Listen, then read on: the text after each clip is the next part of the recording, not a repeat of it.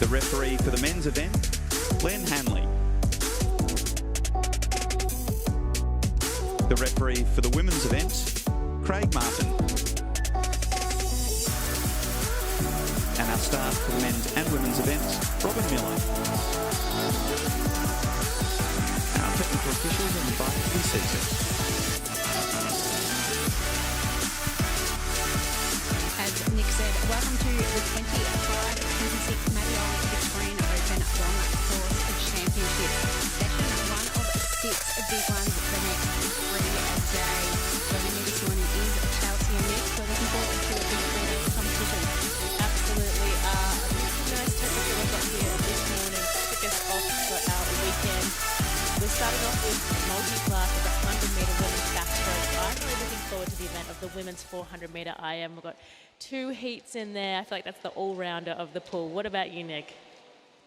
My highlight this morning is we'll see Sam Williamson return to competition for the first time since his knee injury. So look for him in the 50 breaststroke coming up a little bit later on. But it looks like we're ready to go for the women's 100-metre backstroke multi-class.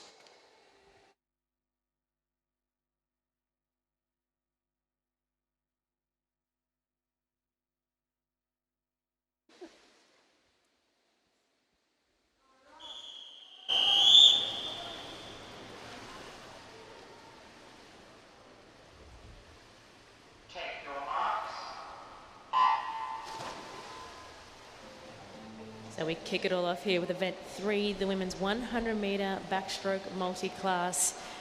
And a beautiful start to Akua.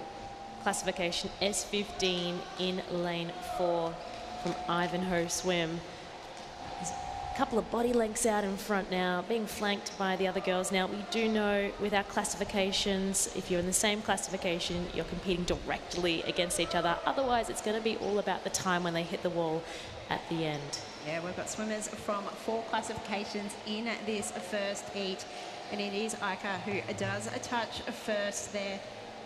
Second in touching at the wall is Lily Fox Mason, and third was Grace Ryder. So we come down this second half, and it is Ika who is leading the way here. Yeah, 23 years of age. Confidence as she's coming just to those final 25 metres. Following her, Lily Fox, S10, Grace Ryder, S19 on the other side. We've got Anna, S14 as well. Flipping over to Mackenzie following up there. But under the flags, it is Akua as she comes into the wall with a time of 1:12.84. Touching second there will be Lily Fox Mason, and then third Grace Ryder. We've got swimmers aged from 25 to 13 in this one as well, to go with our different classifications as our final swimmers coming down to this back 25 metres.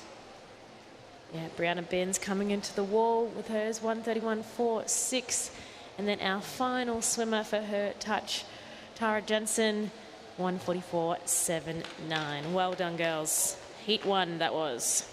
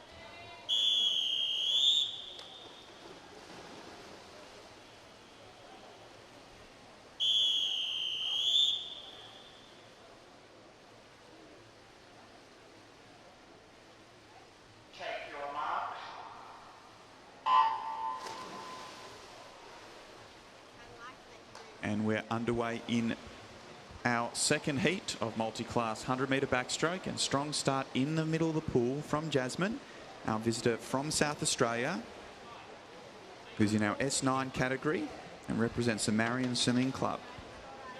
Yeah, swimmers from 3 categories in this one. We've got 5 S19 swimmers. A number of these swimmers we did see not that long ago in some recent championships at the centre here. But it is, as you said, our visitor, lane 4 there, and Ava Dennis as well in lane 5, having a good start.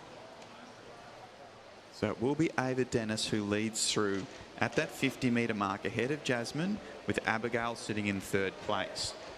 Just like that first heat, these swimmers are competing against their individual classifications, time, aiming to set that highest point score to progress to the final tonight. Yeah, and with this one, we've got Jasmine, who is an S9 swimmer. The other 3 out the front, they're all S19 swimmers, so swimming against each other directly as we see a battle between lane 4 and 5 to try and get touch on the wall first here. Jasmine still in front, but Ava coming hard at her. The two of them will come down to the wall, and it is going to be Ava who does get the touch in a 1:19.23, Jasmine in second in a 1:19.97, and Abigail Garbellini in third in a 1:21.67.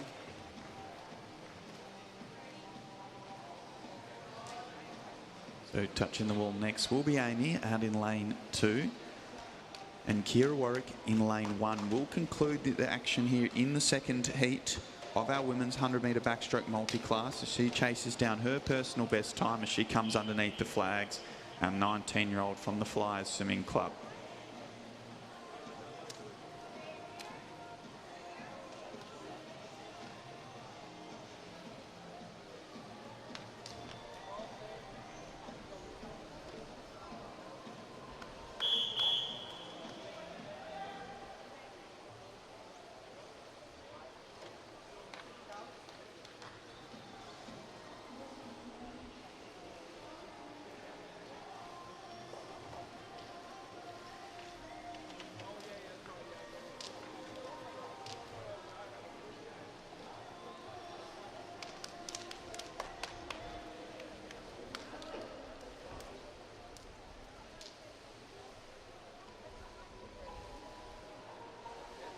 Next up, we have event 4, our men's 400-metre freestyle.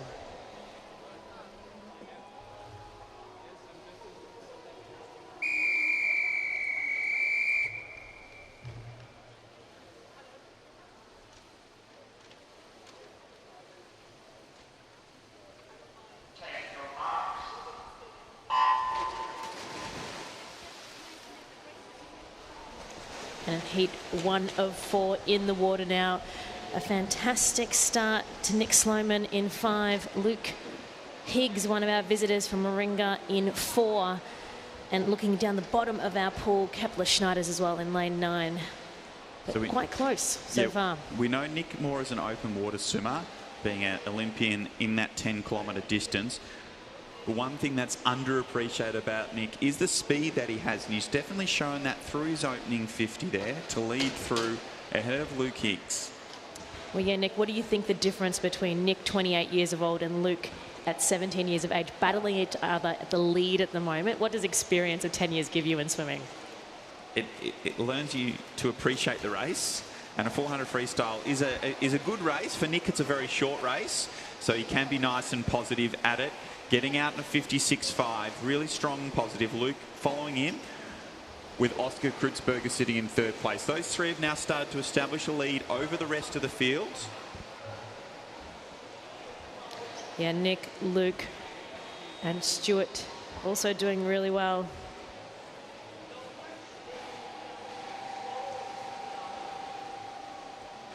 So as we're approaching this 150-metre turn, it is still Nick Sloman who continues to lead, just ahead of Luke Higgs, with Oscar Kreutzberger sitting in 3rd place. So those 3 have continued to extend their lead over the rest of the field. Sitting in 4th place is Kazai Kajima in lane 9 through that first 150. And that's really important because in these 400-metre events, the first 2 heats are our timed finals. So the first 2 heats are our timed finals. And so we're looking to try and finish in that top 4 to give yourself the best chance to progress into the final tonight. Whereas in our events of 200 metres and down, we seed our first 3 heats.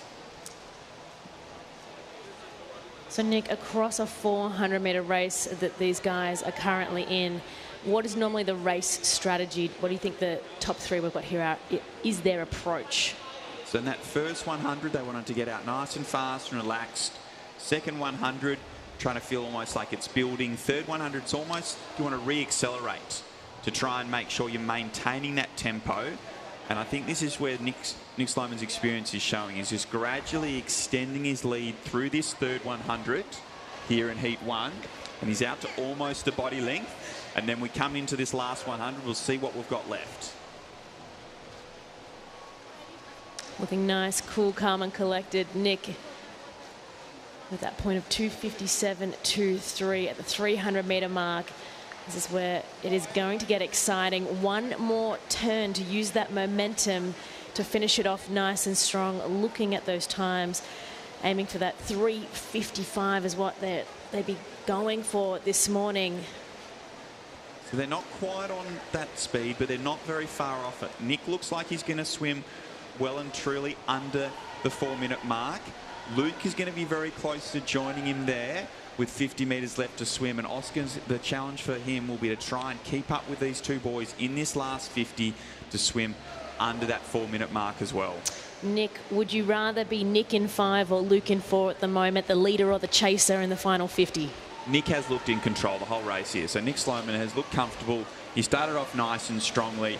Luke Higgs is giving it a big effort in this last 50 to reduce the margin, but it has all been Nick Sloman from start to finish. He was in control of that heat and takes it out nice and comfortably ahead of Luke Higgs. Both of them under that 4-minute mark, with Oscar Kreutzberger sitting in third place. A great swim by the top of our field here in our first heat.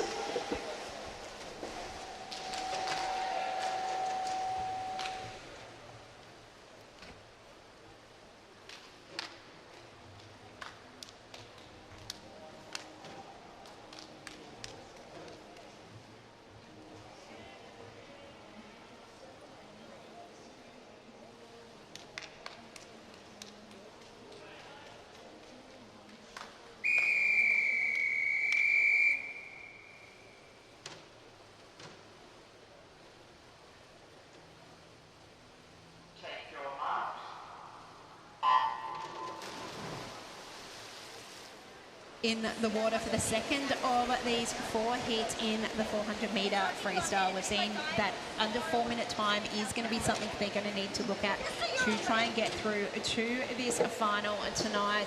And a fairly even start across the pool there. Matthew Moran in lane number 7, having a good start. Alongside him, Oscar Campbell and Joshua in lane 9. But it's 7 and 8 who will take this first lap out. Yeah, a close first 50. I was looking at in lane 1, Enzo Pfaff. Yeah, Matthew Moran in 7. I do love when there is a great challenge already from the outside lanes. Although, as we've spoken about in our first heat, it is all about that race strategy. A blanket across most of the pool at the moment. The stroke looking nice and comfortable from Tommy Lane in 4. I'm sure he has definitely got his race plan. He's executing already. Yeah, for most of it, we've got 8 swimmers in the mix as we come down here for the 100-metre mark. Turning first there, Tommy Lane had a good one with not getting the time up for Enzo Faith, one of our visitors from Manly, but he is in the mix there and probably leading as we come down this lap. Yeah, I'm going back to the top of the pool now. Enzo Pfaff, also one of our visitors, just rivaling at the moment Tommy Lane, who's got this beautiful rhythm with his stroke, with his 1-2. I'm looking at the breathing as well in this next turn. Yeah, across the pool there in lane 1, 2, 3, 4 and 5 in the mix in this one so far at the 150 mark here. It was a good turn there from Tommy Lane in lane number 4. Now starting to open up a little bit of a lead here. Yeah, he's breathing on the grandstand side of the pool every second stroke. Looking very nice and comfortable as we're coming up to that halfway mark. We're going to see it come down for that touch. It's going to be Tommy Lane in front there in a 2-minute 9.8. In second spot, Joshua Khan. It's in lane number 2. And third is Samuel Hinks in a 2:01.50. So I think we've got 4 swimmers underneath that 2:02 at the halfway mark. Yeah, Joshua Khan keeping his presence there as well. Next to him, you can see on the side, the left-hand side, Harry Hay in third. And then who has been making his move in that 100 is Samuel Higgs in 5. He's turned it up slowly and steadily to be able to push into that second position now. Yeah, and he had a really good turn there as well. He is chasing down Tommy Lane right next to him, but it's 4 and 5 at the moment. Joshua there in lane number 2 also staying in that conversation, but the first two are starting to break away here. Yeah, look at Sammy's kick. Sammy Higgs in 5. He's really just pushed it up. You can see a little bit more whitewash in it, but really comfortable. Tommy Lane looking confident with that stroke as we've just hit the 300 mark. 100 metres to go. Yeah, as we see, our first two swimmers were underneath the 31 second for that 50 metres. The other two underneath the 32, so they put a second on them here, and they've broken out here. We're seeing now Tommy Lane now a body length here ahead of Samuel Higgs, and then he's got more than a body length on third and fourth. There's a battle there between Harry and Joshua. Yeah, we do love a battle at the end, but it is all about these times here. So Nick Sloman, the fastest in Heat 1 with the time of 3:57. We're aiming to see if we can get under that 4-minute mark. Tracking, we'll see 25 metres to go for Tommy Lane. Samuel Higgs hanging on to his toes here, and it looks like Harry Hay has pushed up just against Joshua by half a body length. Yeah, we had two swimmers underneath that 4-minute mark in the first heat. Our first two did come in with times underneath that time as well. They are going to miss that mark here this morning, and it's going to be Tommy Lane touching in a 4:02:37. Second is Samuel Higgs in a 4:04:28, and Harry Hay touches in a third in a 4:07:04.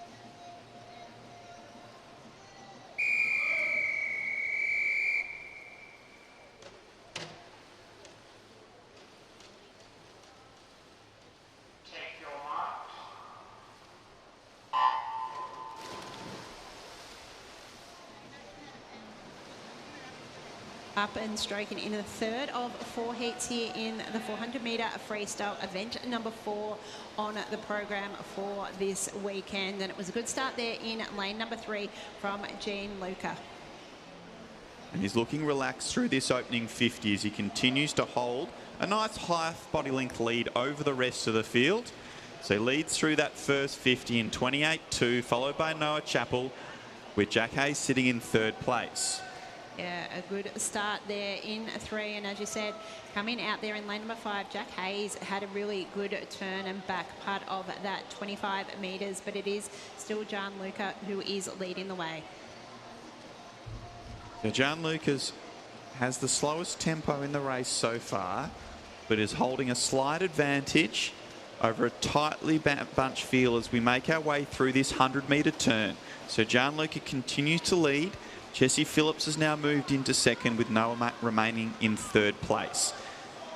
Yeah. Also going with them is Marley Sutherland. Those four have started to just creep ahead of the rest of the field. Yeah, Jesse Phillips really starting to come into this one now, leading the way after that turn at the 100 metre mark there. Next to him, Noah Chappell trying to go with him as well, but those two starting to break away. So as we make our way through this 150 metre turn, Jesse Phillips has moved from outside the top 3 at the 50 to a clear leader at the 150 metre mark. Our athlete from Surrey Park has really started to put the pressure on ahead of the rest of the field. Noah's remaining in second place, with Marley Sutherland now starting to make a big effort as well. Yeah, as we come down here, it's half a body length lead here for Jesse Phillips. There's a battle for second between Noah and Marley as we come down for the touch here for the halfway mark. Here it is, Jesse Phillips in first, touching second, Marley Sutherland in third, Noah Chappell. So out in 2:05 at the front of the field with an entry time of 4:16. They're giving themselves a very good chance to swim a solid swim here in our third heat of our 400-metre freestyle. In this all-important third 100, Jesse Phillips is continuing to extend his lead.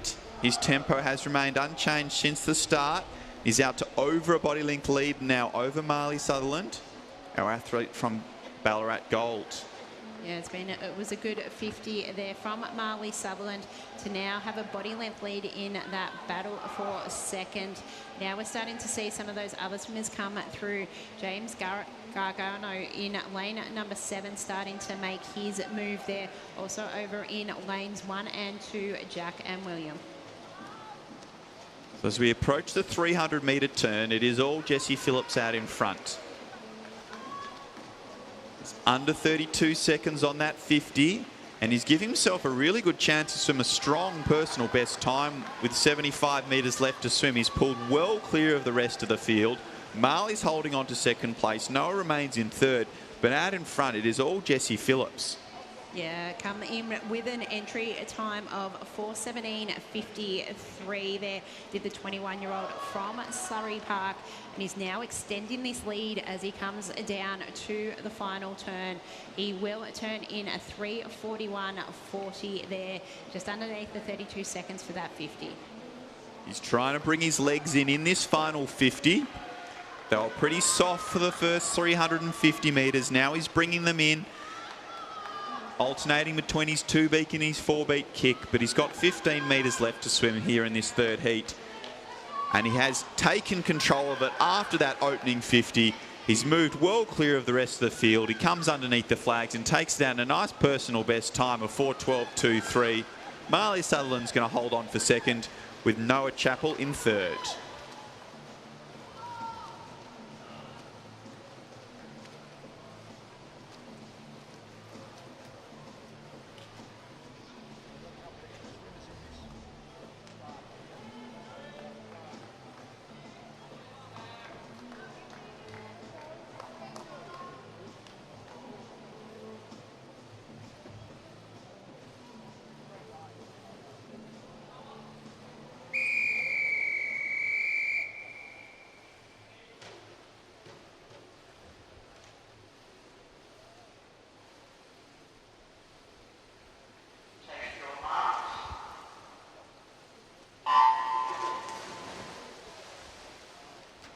Our final heat, heat 4 for the 400-metre men's free.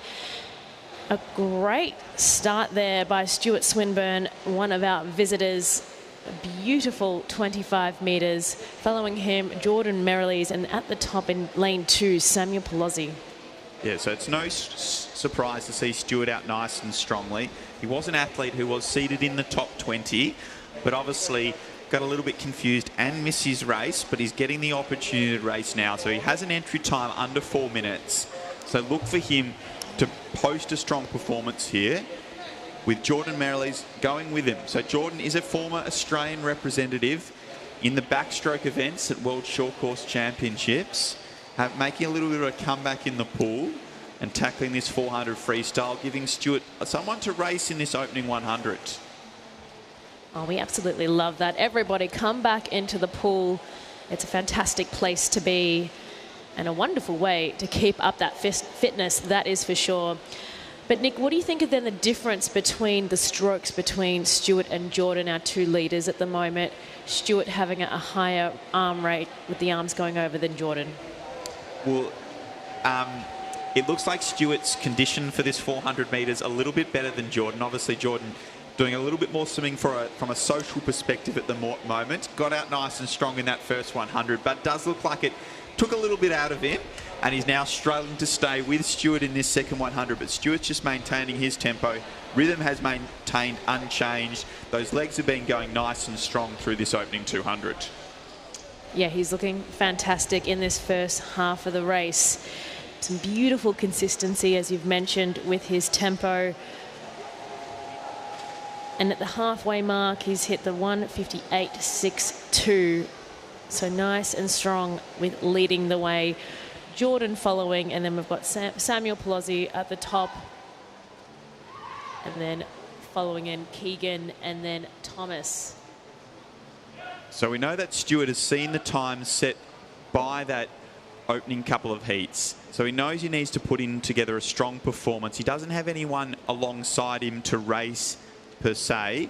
So he's all focusing on himself, making sure he's still getting good distance off the walls, popping up feet clearly past the flag. So getting sort of 7.5, 8 metres off the wall in a 400. And then he pops up. Tempo remains unchanged and those legs are always going. Yeah, as they're coming up to the 300-metre mark now. Nick, yeah, with that, what do you think is more difficult between racing against yourself, the pool open wide, out in front as you're leading, chasing that time, or if you've got someone next to you and you're having that battle? So it's always nice to be out in front because you get that boost of confidence that, oh, I must be doing a good swim. I'm in front of everyone. But you also don't have, especially in these slightly longer races, you don't have those cues to make sure that you are staying on tempo. So you have to be much more insular in your monitoring of your tempo, which is what you've been doing in training. So each has its pros and its cons, but he's doing a really good job adding in a couple of dolphins off that last wall and into a 6-beat kick down this last 50.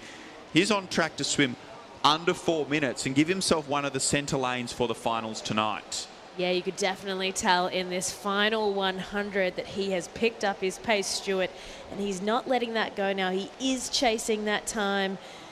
Let's see if it is going to be on that 4-minute mark. It absolutely is, with a few seconds to spare. 3:56.83. Yeah, really strong swim there from Stewart. Had an entry time of 3:56.97, so he's done a personal best time here in this morning's heat session. Posted a really strong performance. Jordan coming into the wall in second place. A nice little swim for Jordan. We'll call it a comeback PB there of 12 seconds, with Samuel touching in third place. Yeah, that was a nice little battle between Samuel and Keegan as we came into the wall, and then Thomas finishing our final heat.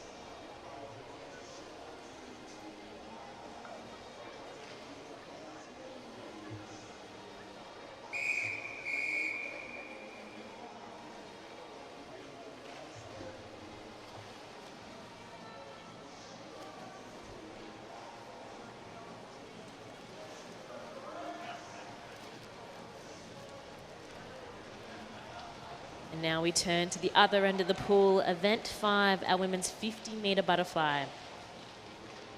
Fantastic to see so many involved. This is going to be our first heat of 9.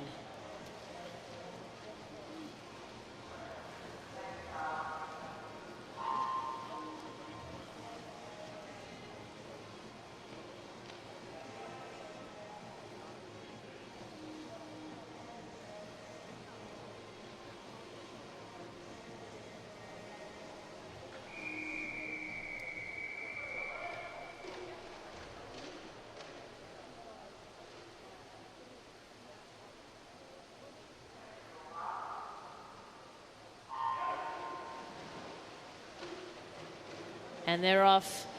Coming out of the water, we have Chloe in lane 4, ripping off a great start, being challenged by Jessica Whiting in 5 and Nazia in 6. Nazia slightly out in front. It will come down to the stroke. Under 25 metres to go there. Fantastic power in the pool. Chloe showing us what she's got. And she hits the wall with a 27.07. Followed in by Jessica, 27.64, and Alana, 27.93.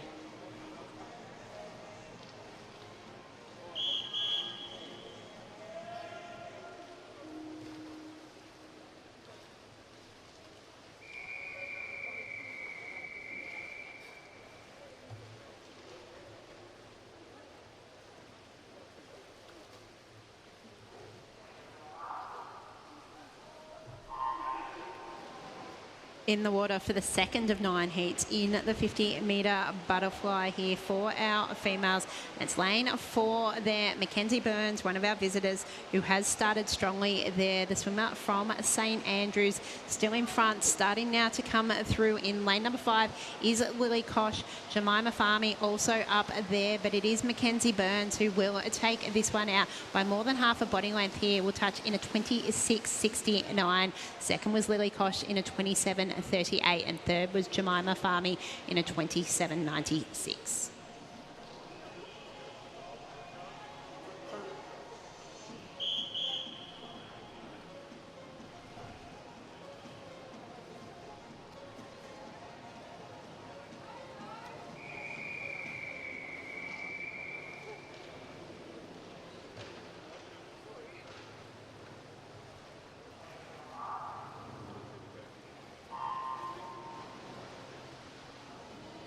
Underway here in the third of our heats of 50 butterfly, and in the centre of the pool it is Isabella Boyd who has the best to the starts and leads through that first 15 metres. Madeline Wilson also swimming strongly at the 25-metre mark, but it is all Isabella Boyd out in front. Moving into second place with 15 metres left to swim is Sophie Jacker, but Isabella Boyd had this race in her control from the start all the way through to the finish. A nice strong time of 26.76. Sophie Jacker in second, with Amelia Swan in third.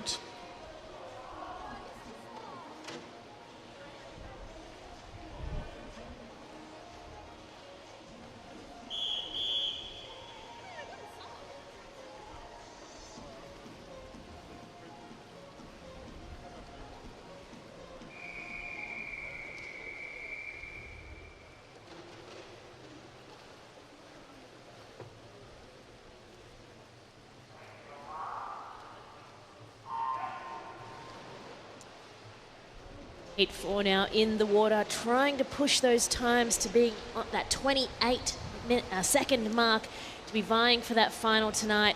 Our middle two lanes, Ada Jackson and Millie in 5, doing wonderfully, looking down as well to Mia Mifsud in 7, and in 6 we've got Nell Pett.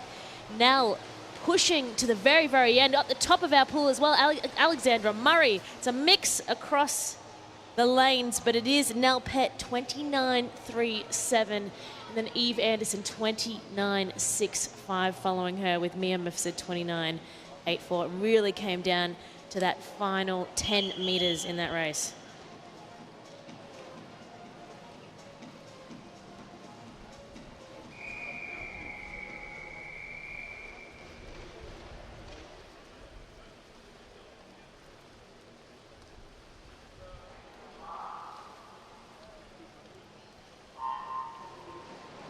Now got heat of 5 of 9 in event number 5 here. Strong start there in lane number 6 there from Zara Olamami, who's leading the way early on. Also having a good start on the other side is Bridie Reid, one of our visitors here. But it is now lane 6 there in Zara Olawani, who is leading the way here. She has half a body length lead. She is going to take out this 5th heat here in a time of 29.37. In second spot there was Bridie Reid out in lane number 1, and touching in third was Waylon Trung.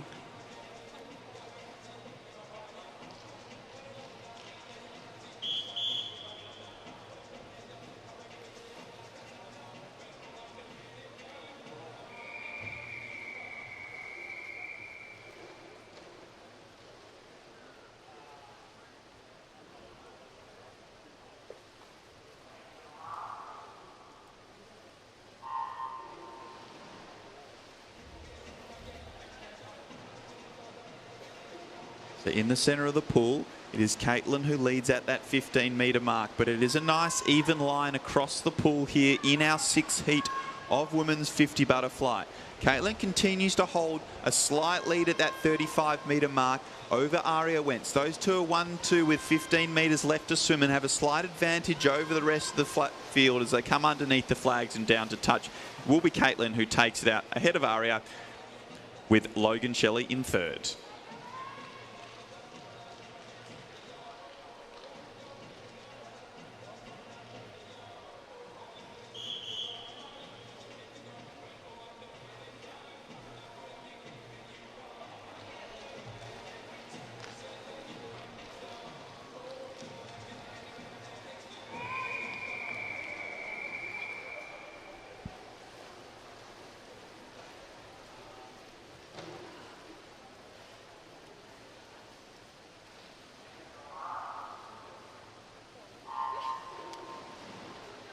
Heat 8 underway as it gets a little bit brighter at the top of the pool with the sun coming out.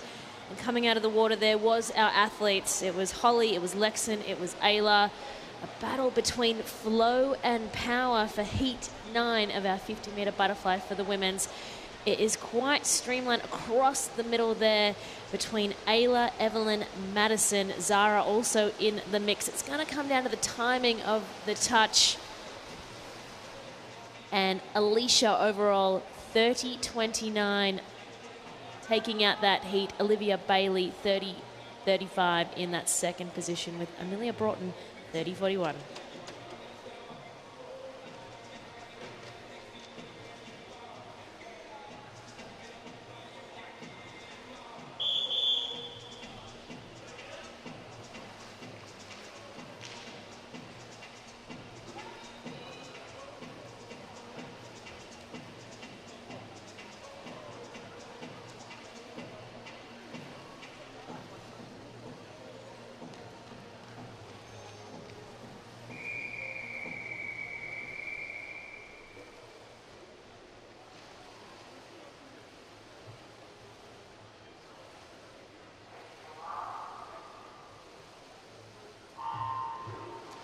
In the water for our second last heat here of the 50 butterfly for our female athletes here.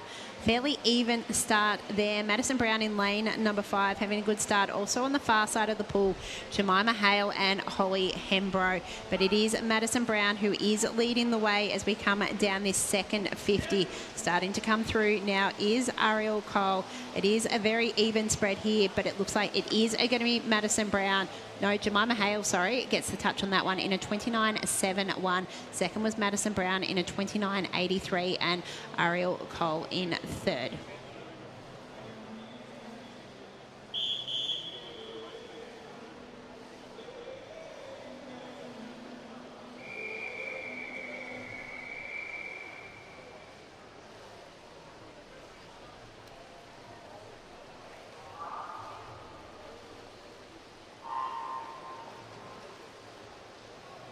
The ninth and final heat is in the water of our women's 50 butterfly, and a really strong start from Alana, who leads through that first 25 metres.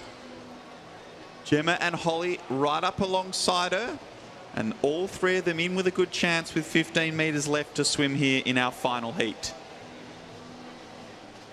Alana continues to hold that slight lead over Gemma, but Gemma's coming nice and strongly. It's all going to be about the touch, and it will be Gemma who gets the touch to take out our ninth and final heat of our women's 50 butterfly.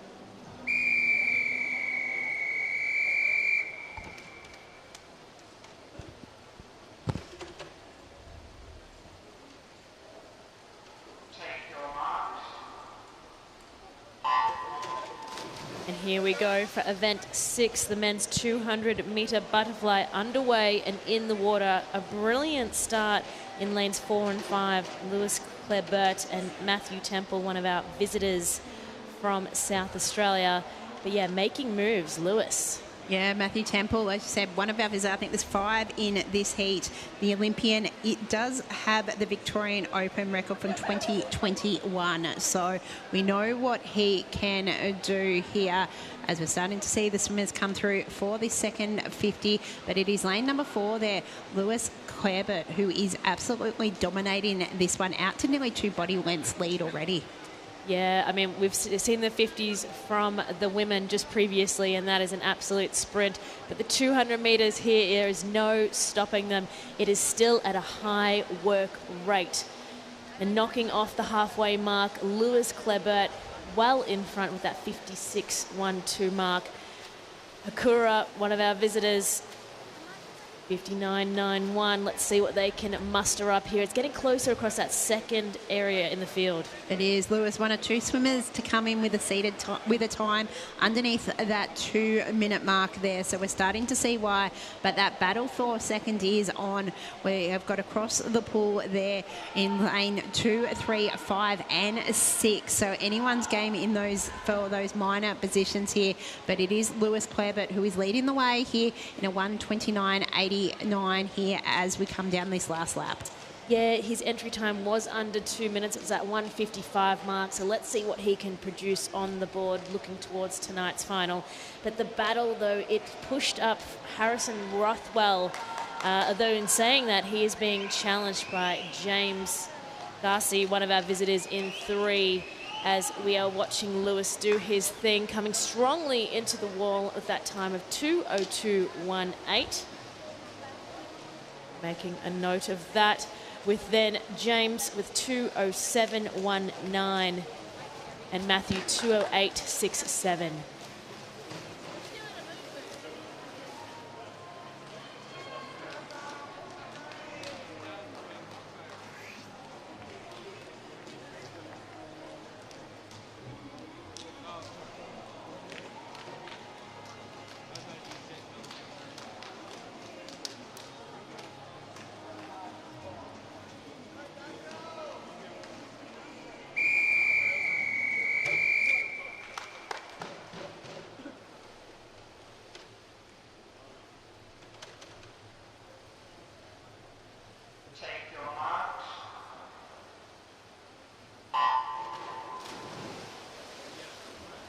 Announcing an infraction report for event 5, heat 7, lane 9. Initiated a start before the signal. That's event 5, heat 7, lane 9. As we're underway here in heat 2 of the 200-metre butterfly for our men, and it's William Petrick, the other swimmer who came in with a seated time underneath the 2-minute mark here, come out with a flying start, and he's extended that on the turn. So we know Will Petrick is an Olympian in that 200 and 400 metre individual medley disciplines, but he's also a really strong butterfly swimmer, and he's showing that here in this opening 100. Looking really relaxed, sitting high in the water as he powers towards this 100-metre turn. And he's got the defending champion next to him, Archie Kreutzberger, who set his best time in this race 12 months ago to win the title. But he's going to have some tough competition here as he only turns in 5th. Touching first was Petrick, second was Elson Lee, and then third, Dimitri. So Will Petrick continuing to look really strong out in front, getting good length on his stroke, nice and relaxed. Alison Lee holding on to second place, has that body length lead over Dimitri as they head towards this final turn. As we see Will turn in a 1:30.07. Alison Lee still in second, and Dimitri in third. Will is looking to get that fastest qualifying time here tonight. Needs to touch out a 2:02.18. So he continues to look very relaxed out in front, Will Petrick. That tempo has remained relatively unchanged throughout this 200, breathing every stroke, keeping his stroke nice and long as he comes underneath the flags to take our second heat out in a 2:03.16. Elson Lee holds on for second, and a really strong finish from Eli Billman to touch in third.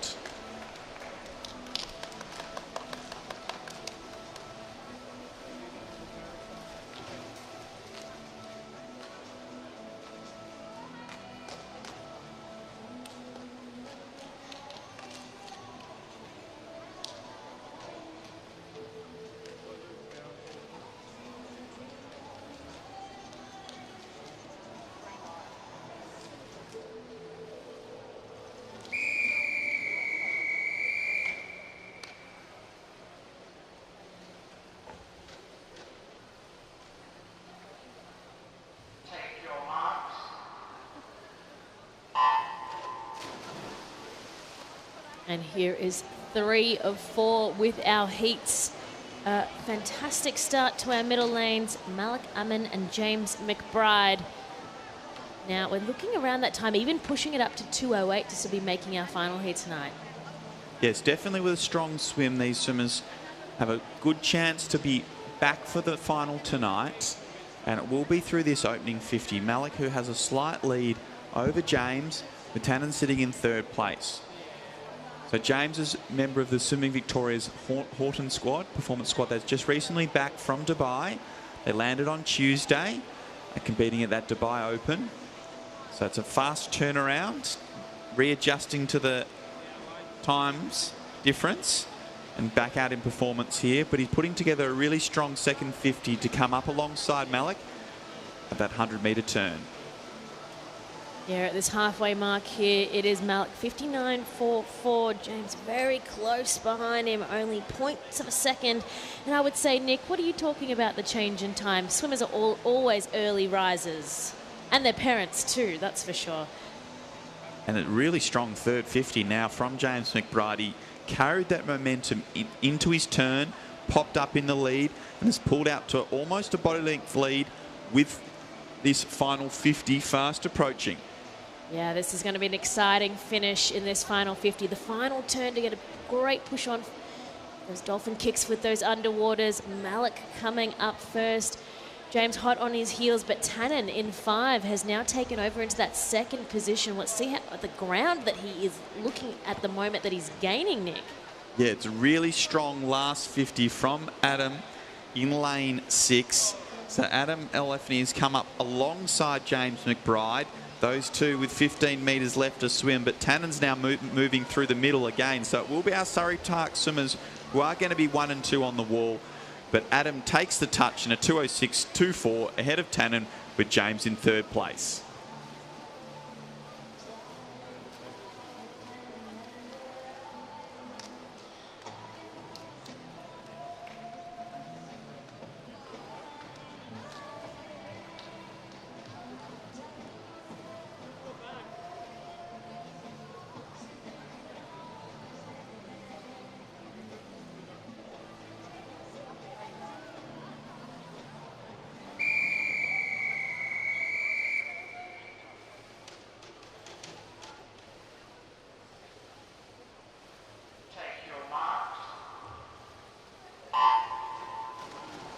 In the water for our final heat of event number 6, the 200-metre butterfly for our men's. We've got just 3 swimmers in this one. We've got Lewis Sharrett in lane number 3, Hunter Mace in lane number 4, and Liam Joyce in lane number 5. Yeah, it's looking to be that 2:07 and under time for our final tonight with these boys. With getting into this race, their qualifying sits around that 2:18. So different goals here with vying for those personal bests in the pool as they've knocked off 50 metres already, a quarter down. Now it's very close across the middle of the pool. Yeah, you mentioned very close. The 3 of them, their seated times, there was only a second between them, so not much there. And with them, they'll all be looking for personal bests.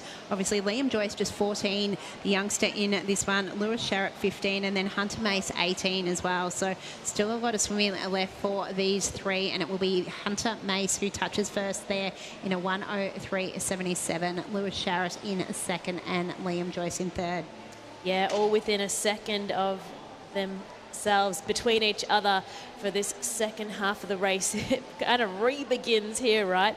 You've spent a bit of fuel out of the tank. It's all about still keeping up that rhythm, keeping that body high out of the water. And so the little movements that have added up, we've got Lewis Sharrett in 3 and Hunter Mace in 4.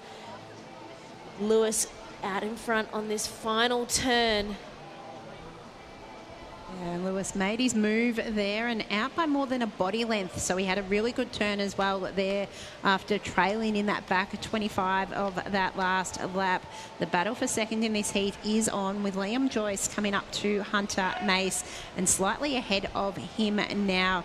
He's making a move late here, but I think Lewis Sharrett has done enough to get this one.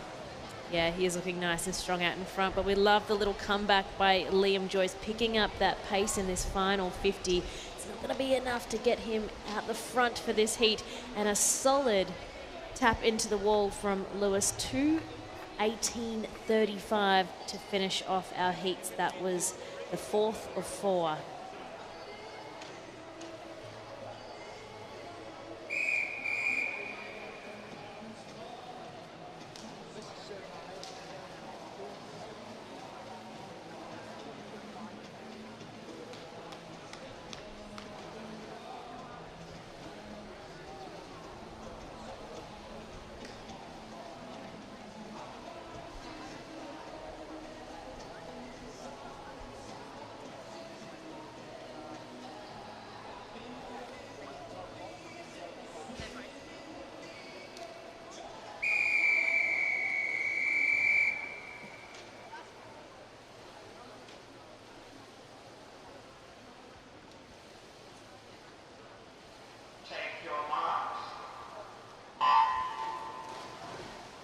So underway in our 100 butterfly multi-class. It is a time trial this morning for both Cole and Rowan, members of our Australian Dolphin team. They're having a hit out before the final session tonight, which is a straight final for this event for the multi-class athletes. And Cole just out in front, I believe, by a fingertip. They're almost synchronized in their strokes at the moment. I am loving this battle already. So they hit the wall only 5/100ths of a second apart, with Rowan just getting the touch. And off the wall, they're remaining nice and even with 35 metres left to swim. Cole has started to assert his dominance. He's got out to almost a half body length lead with 15 metres left to swim. He's continuing to extend away. And he does look like he's in control of this time trial. So our athlete from Nuttawading, Cole Pearce, is going to take it out from his fellow Australian Dolphin in a nice time under the minute of 59.53, with Rowan in second place.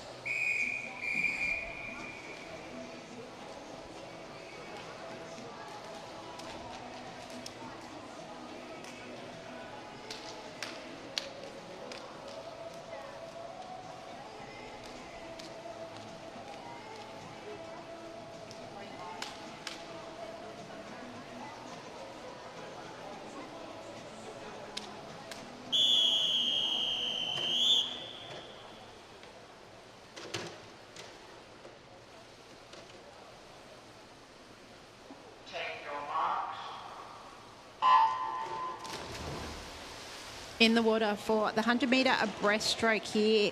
We have got 7 heats in the female event, and starting well here is Lily Kosh, who will be one of the favourites heading into this event tonight.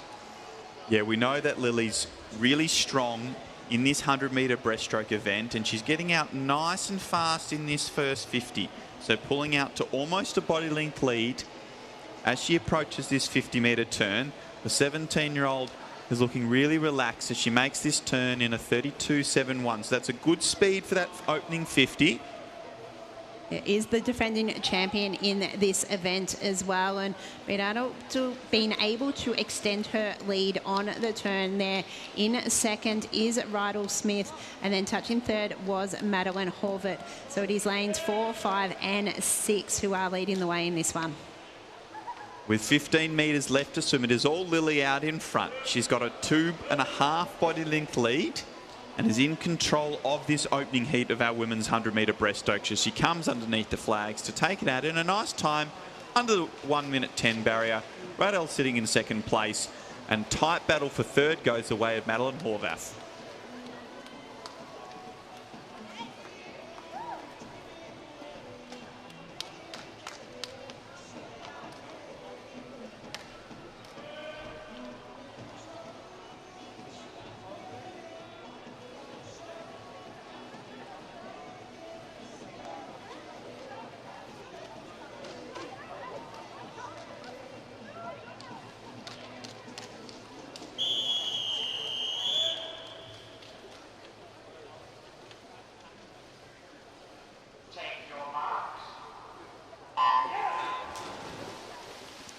Event 9, it's the women's 100-metre breaststroke. This is our first heat of 7. coming out of the water quite early. Eve Lawrence, or I should say it was Cassandra Isabella, but at the moment in lane 3, Imogen Nolan and Isabella Boyd in 4, looking very strong. She's being flanked either side by empty lanes. Yeah, Isabella Boyd came in with a 1:10.48, so one of our fastest seated swimmers here, and is leading the way at the halfway mark in a 34.21. Lucy Reid in lane 6 turns in second, and then in third, it was equal second there. Riley Cardo turned in the exact same time. So it is going to be Isabella Boyd who is leading this one, but there is a battle on for those minor placings and possible final spots this afternoon tonight. Yeah, it is between Riley Cardo and Lucy Reid. And right behind them, we've got Amelia Otto in 1 and Amelia Grover in 7. The battle of the two Amelias for that other placing. But strong Isabella Boyd had the flanks either side of her, almost like a flying V in the finish for 1:11.32. That is her time. Yeah, second Lucy Reid, and third spot there was Amelia Otto. So a nice swim from those swimmers.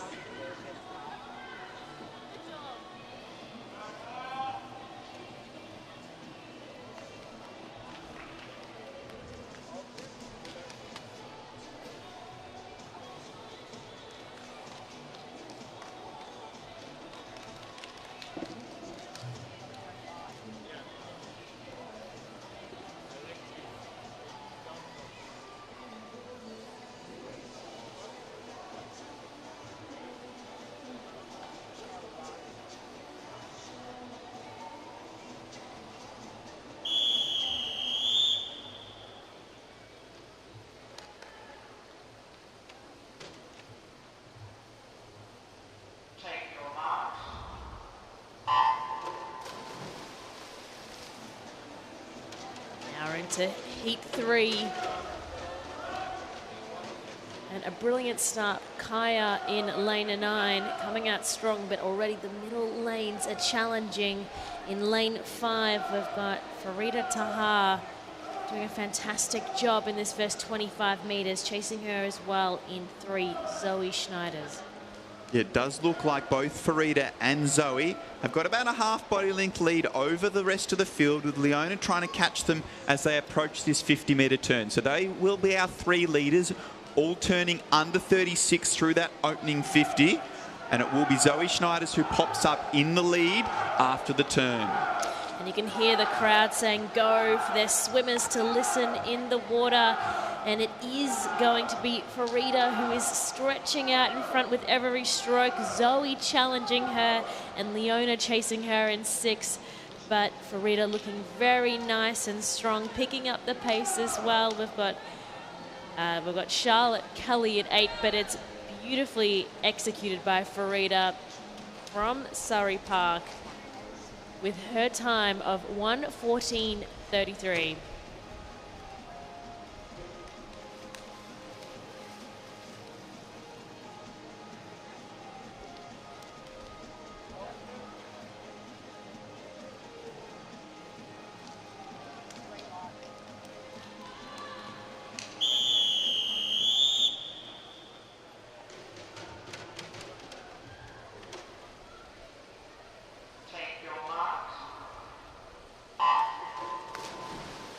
Heat 4 of 7 here in event 9, the 100-metre breaststroke for our females.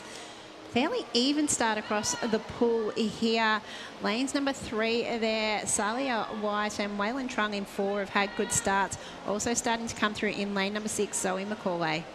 Yeah, it's an exciting race already. Now, looking at these entry times, the 1:17s came from Waylon and Miller in 4 and 5, and then we're all sitting almost at like 1:18s across the board. So, yeah, looking very strong from top to tail. At the top, we've got Ava Thickens turned second on that halfway mark, and then Therese Chan actually in that first position at the turn over in lane 8. So let's see how the field changes from here. Yeah, it was a fairly even first 50 metres there. Lane number 3, Zalia White also there, probably leading the way as we come down to this back 25. Starting to come through in lane number 5 is Amelia Abley.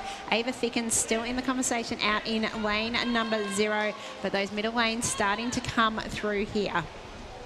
Yeah, it is tight. Looking down at Sarah Proverly as well in lane 9 from, top to bottom. Let's wait for the push into the wall, and it was Miller from the middle, 1:18.06, followed then by Amy Pruss, 1:18.32 from lane 7, and from lane 3, Salia White, 1:18.42. But yes, look at all those 1:18s and just after the 1:19s, a really competitive race.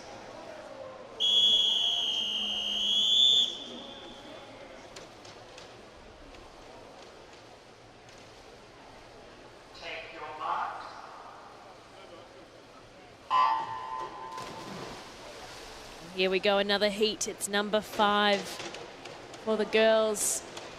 Very good start by Jessica Proudlock in 9. Love when those outside lanes excite us. Also looking from the top, very close. I'm looking at lane 1, Trinity O'Keefe from South Gippsland Bass. As we're watching the pool change, I'm going ping-ponging from up to bottom, looking at Zoe Fabry at 8 as well. Yeah, less than a second between these swimmers with their entry times here. Jessica Proudlock in lane number 9 will touch first. B. Lovett in lane number 2 was in second, and Zoe Fabre in third here. Starting to see really in lane number 2 over there. B is starting to make a move, but we've still got these outside lanes here with Zoe and Jessica in 8 and 9. Yeah, B really trying to push up into those leaders. We've got Annabella Kim in 5, but bottom of the pool is where I'm keeping my eyes. The battle that is happening between Zoe Fabre from Nuttawatting and Tiger Sharks athlete Jessica Proudlock. They're syncing up right here at the end. Let's see the touch on the wall. And it was Zoe that got it, 1:19.18, followed by Jessica, 1:19.22. And then Annabella Kim doing a wonderful job pushing up into that third position.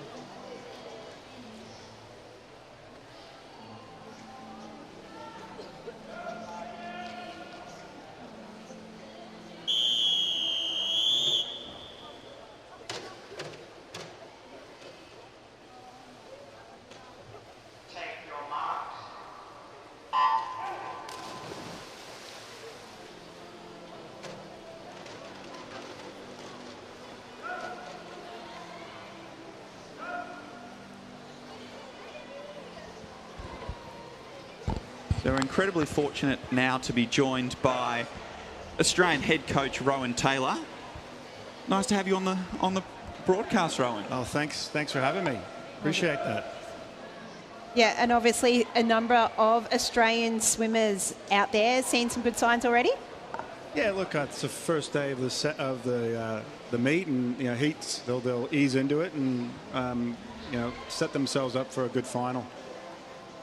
So when you come to these Victorian Championships, they are part of the championship series that all the states put on. What are you looking from a Swimming Australia perspective? Really just to check in and see how everybody's tracking with their preparations. That some coaches are having athletes that are just kind of starting their racing prep. This is probably we had Queensland in December, then South Australia. You had New South Wales. There were a few meets before Christmas, but off the back of Christmas, it's South Australia now this meet. So we look for, if everybody's tracking back into fitness, but they're transitioning into competition now. So they'll compete all the way up to Opens in April or Age Nationals, and then obviously into trials in June.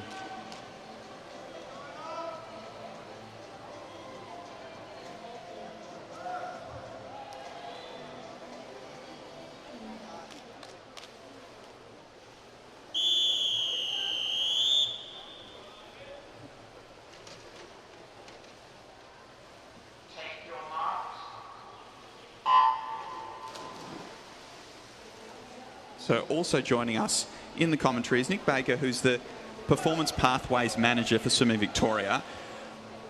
you're just back from the Dubai trip. And how is your relationship with Swimming Australia really important into helping us develop our athletes here in Victoria? Oh, well, it's a crucial relationship, isn't it? You know, we're trying to get our Victorian, athletes, coaches back onto more senior teams, and the Dubai trip was a stepping stone for these 19 years and old athletes trying to forge forward. So hopefully Ro will be able to cast his eye over the trials, and they'll be able to perform. So we're now over an Olympic cycle into our moving of trials to a later date from our traditional March date. And do you think that's really helped our athletes prepare for the world stage? I think it's had a significant impact. We've seen consistent data that tells us that our athletes are able to perform at trials and then repeat performances or improve in that time frame compared to what we did traditionally. So statistically, we're seeing that improvement. As we come down to the conclusion there, and it is Grace Richards who takes out the 7th and final heat of the women's 100-metre breaststroke.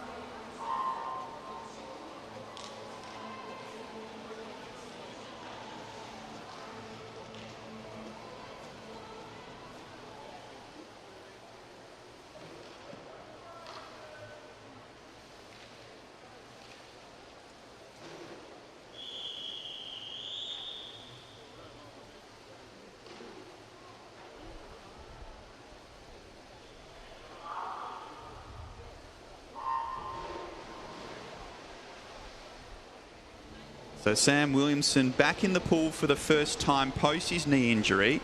And obviously you've had a lot to do with Sam. In your previous role of head coach of Victoria, I know personally you put a lot of work into Sam. So it's great to see him back in the pool and putting together a nice strong swim here in this return to racing. Yeah, absolutely. He's had obviously an injury that 27.08. That's a solid time for him to drop there. That's great. Hopefully he'll be happy with that. But yeah, look, Sam's trajectory, and I think you talked, but what Nick was saying about older athletes getting in and starting to track now.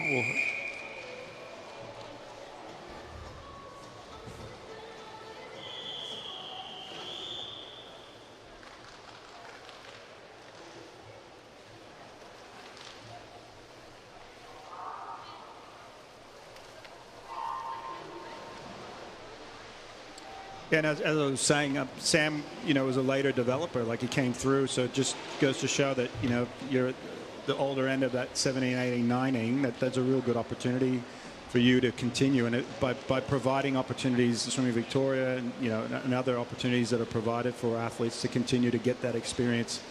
And that was what, really Sam was able to grab onto, and he's built from that. It's fantastic. And it will be Alistair who takes out our second heat in 28.51. Calvin Reid in second, with Callum Howland-Ravel in third. So Sam looks like he's going to be sitting in one of those centre lanes for tonight.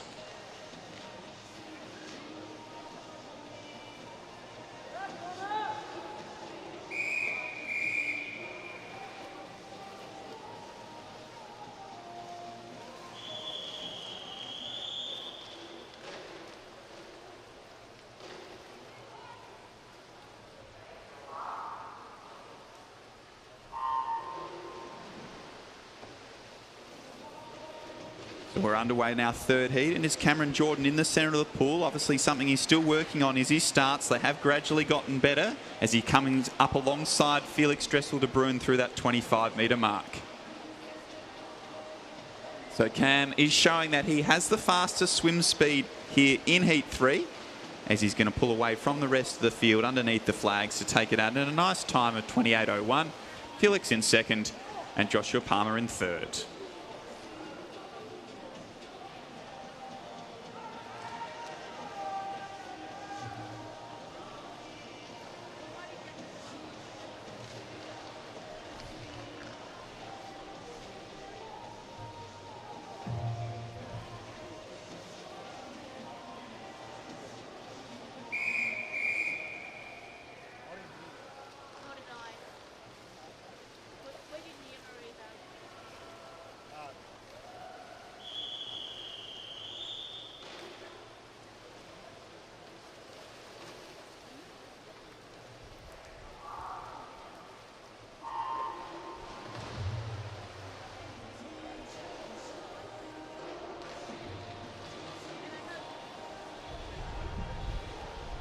So as we're hitting middle of February now, what part of the season are we sort of approaching, and what for you want to see from these athletes and coaches? Yeah, as I said before, I think the most important thing is that they're starting their competitive kind of training, so real more specific training. So each race, each meet is an opportunity to see where they're at, and then to build on that, go back into the program, and then the next 3-4 weeks they'll race again. So this is a great opportunity, and I think they can go back, learn, and make some adjustments in training, and build towards their goal at the pointy end of the season.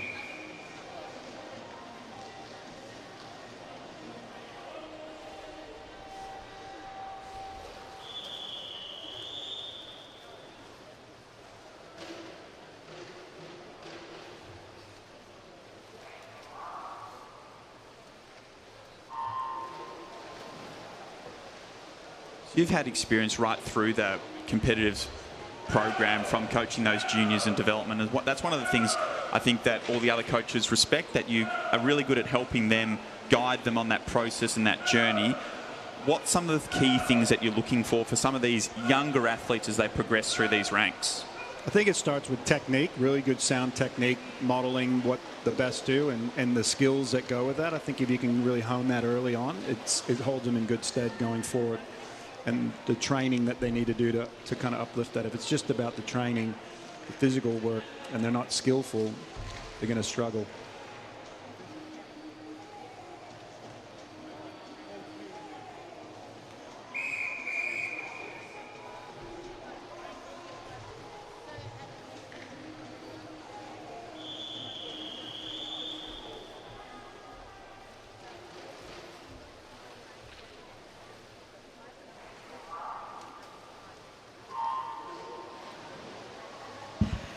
We've got heat 6 of 8 here in the 50-metre breaststroke for our men's here.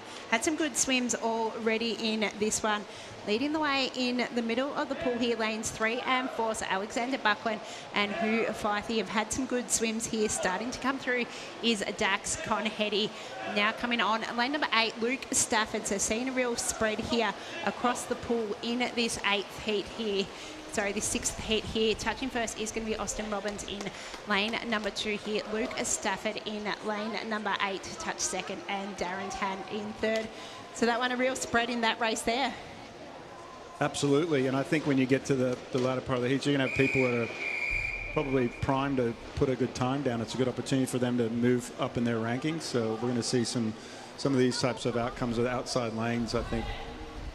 Yeah, and how good for some of these swimmers who are only 15, 16, getting the opportunity to go open age.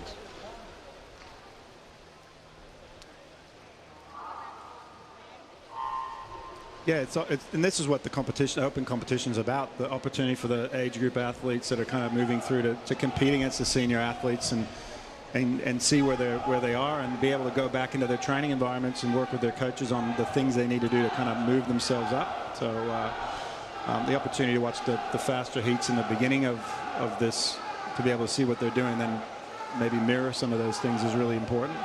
As we come down towards the end of heat 7 here, going to touch first here is Patrick Forster in lane number 7 in a 39.9. Second, Joshua Stahl, and in third place, Blake Scott.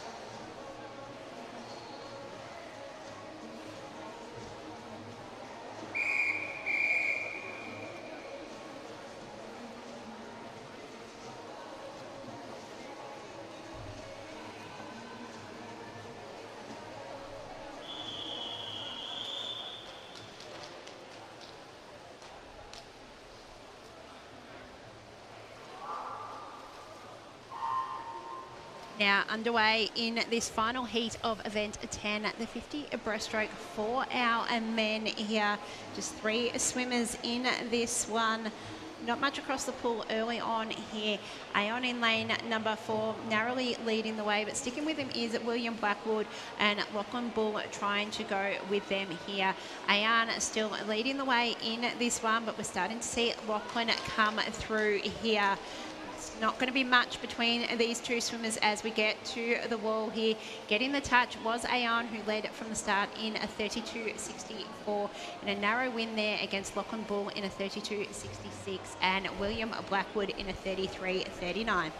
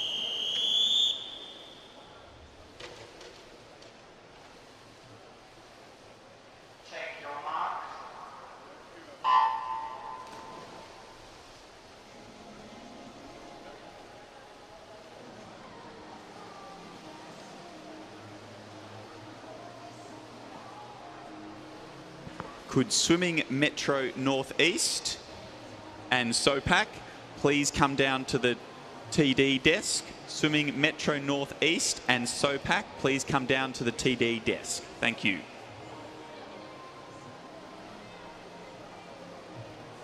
So we're underway in our timed final of the women's 400 metre individual medley. We have one time final this morning with our fastest heat being swum tonight. Through that first 50 metres, it is Taylor Miller who leads. And a nice strong opening 50 from Butterfly of her, with Isla Ho sitting in second place and Maisie Graves in third.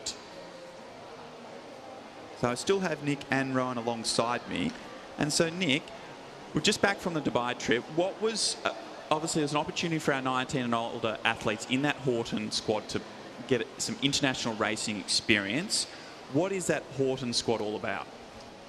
Well, it's like our HP squads, Joel's squad at Nunna and Craig's here, and also other squads out there. But like these athletes are training equally as much, and it's just recognising that they might not be on an Australian team yet, but what can we do to help them get there? Keep them in the sport, for a little bit longer, and really recognise the efforts that they're contributing back to the sport. So we had 23 athletes over in Dubai with us, and they all swum really well, PBs.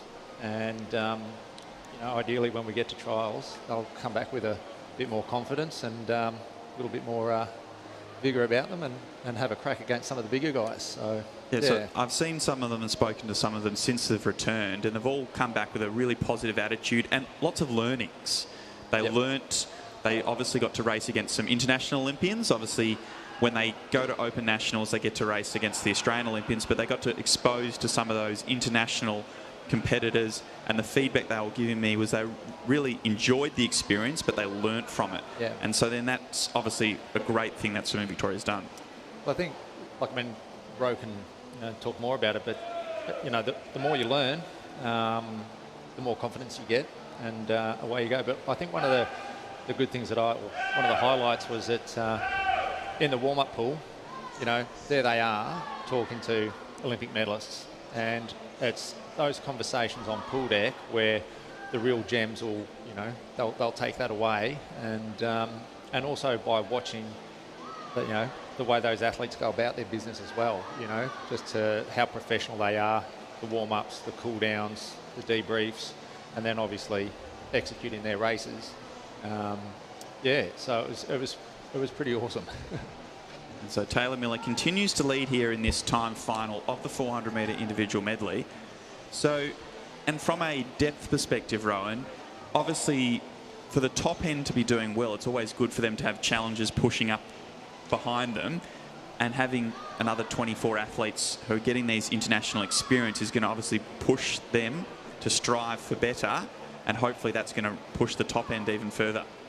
Yeah, exactly. And just on what Nick was saying, it's like, normalizing those other athletes. I mean, they're going to familiarize themselves with the Australian athletes, but the international athletes, to be able to see them, get to know them, watch what they do, and it's about creating those opportunities for our athletes. So, the more opportunities we create, then that influences them, and then they bring it back into their programs, and they apply those learnings, and that's how you make progress. And so we've seen success over a long time in this sport, that these types of activities actually do have an impact.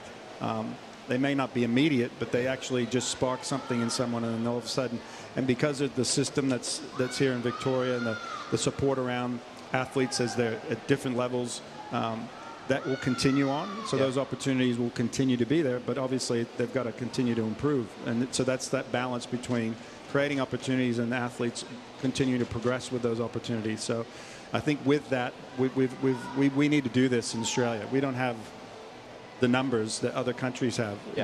We need to be as targeted as we can to create opportunities for those athletes, to provide them, to maintain them in the sport. So that, to answer your question before, Nick, to keep the upward pressure going, right? Yeah. Because the upward pressure on the current team is critically important. So we need to target that and create that, and so it's good to see. Yeah.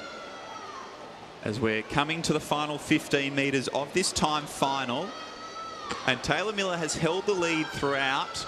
A really strong second half of this race from Maisie Graves has reduced the margin, but out in front it was Taylor Miller who takes out our time final with 5:19.48. She'll set the time to beat for our fastest heat, which will be swum in the final session tonight, with both those athletes swimming a personal best there in the heats this morning.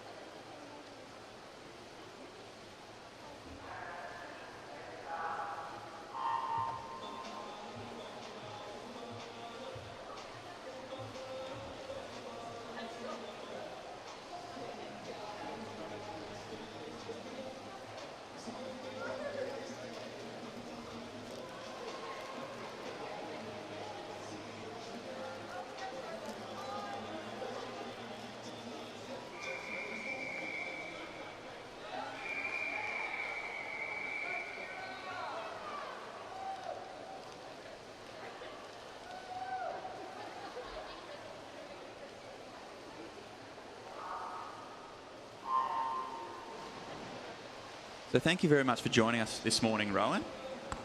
No, I appreciate that. And look, it's really great to see the initiatives that are coming along and, getting back to Melbourne and seeing, and I look forward to the meet unfolding in front of us and seeing some talent come through and, and then moving, building on from that. So I appreciate it, and all the best.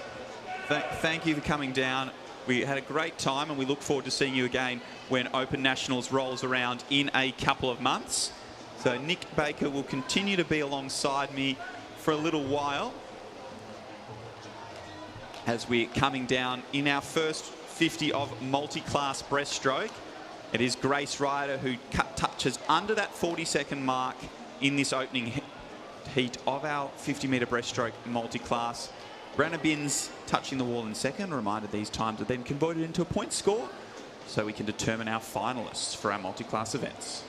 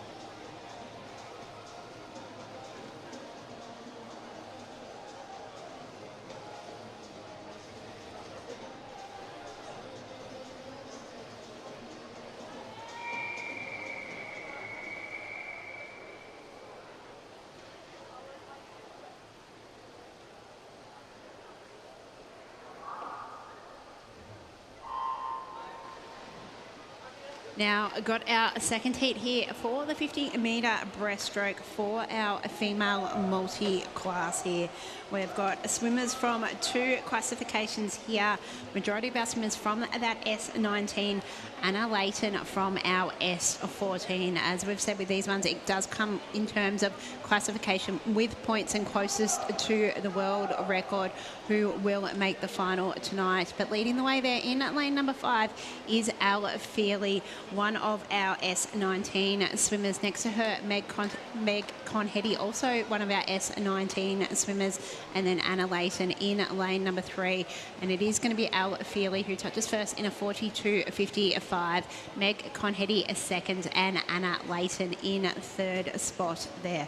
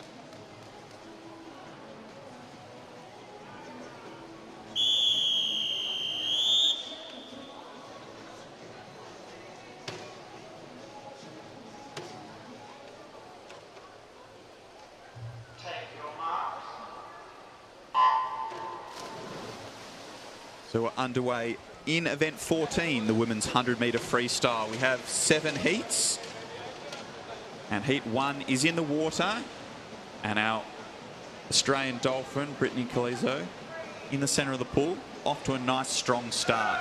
She was member of that 4x1 freestyle world champion team from last year, and she's showing her speed through that opening 50 in a 27.30, leading Kira Jeffs and Semra Olawani.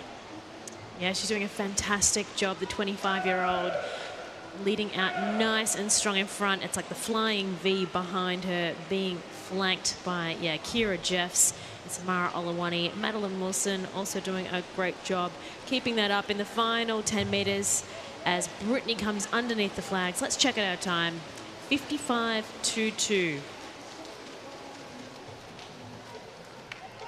She's followed in by Samara, 57.23, and Kira Jeffs, 58.24.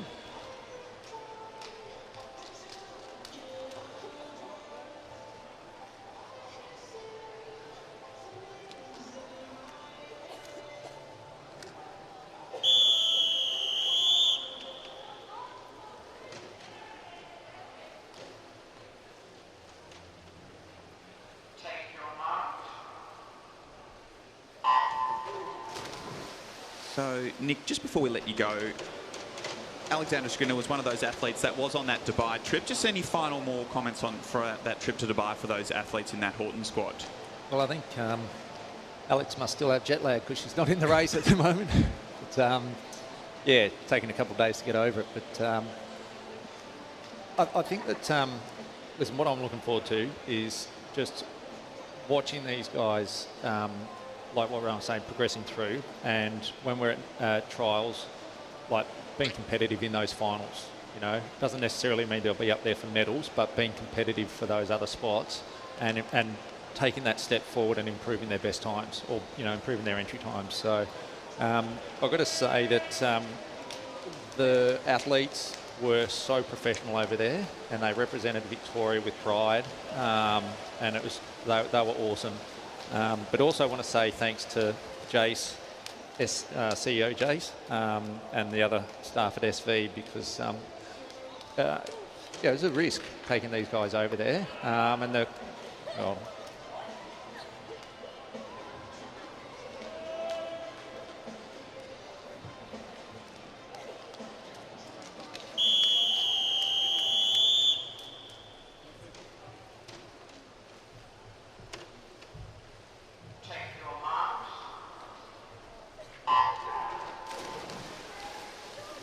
yeah, so just want to say thanks and look forward to next year.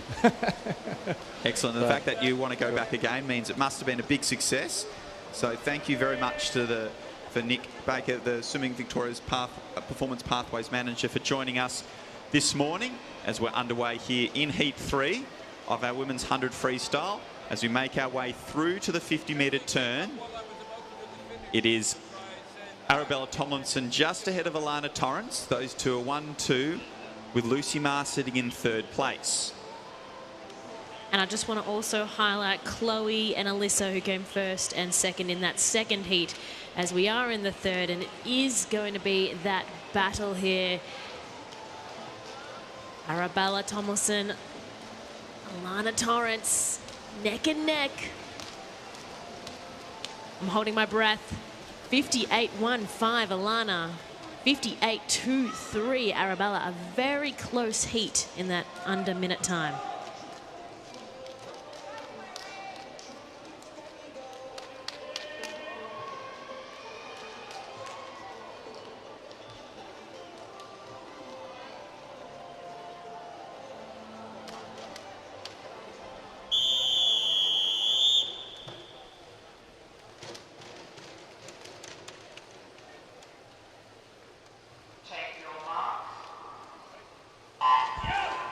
In the water here for heat 4 of 7 of our female 100 metres here. Nice strong start there in lane number 4 for one of our visitors, Amelia Swan. There also out in lane number 2. Mia Yo has got off to a good start here and has taken an early lead. Wow, that first 25 metres could throw a blanket across everyone. I want to highlight Claire Matheson in 9 from Ballarat Gold. But at the 50-metre mark, it is Mia Yao, 28.48 on that turn. Yeah, and then in second was Jemima Farmy, who we have already seen this morning and we'll see in a number of events. And Claire did touch in third. Starting come through in 5 and 6 is Abby Mesha and Waylon Trung here. They've got a battle next to them. Claire Matheson still staying in this one, as is Mia Yao. As we come down here, it is lanes 5 and 6 in front. As we come down to the wall, getting the touch first though is Mia Yo, so she will lead this one out in a 59.55. Waylon Trung second in a 59.70, and Jemima Farmy in third with a 1:14.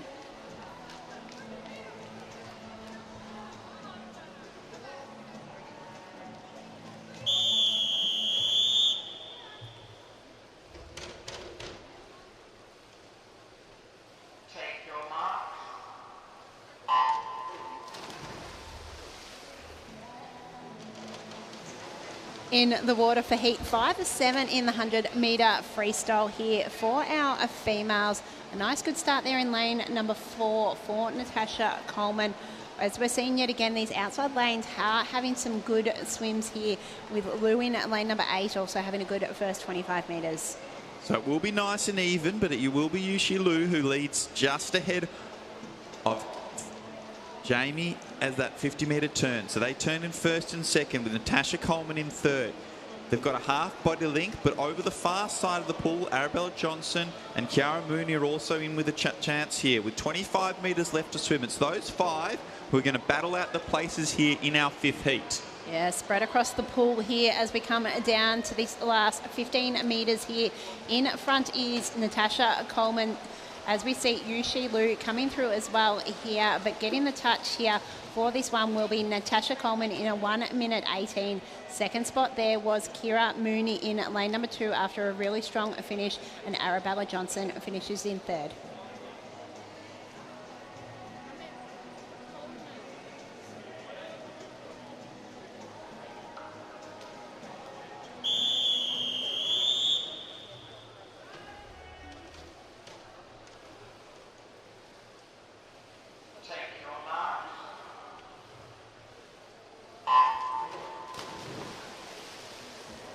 Heat 6, here we are.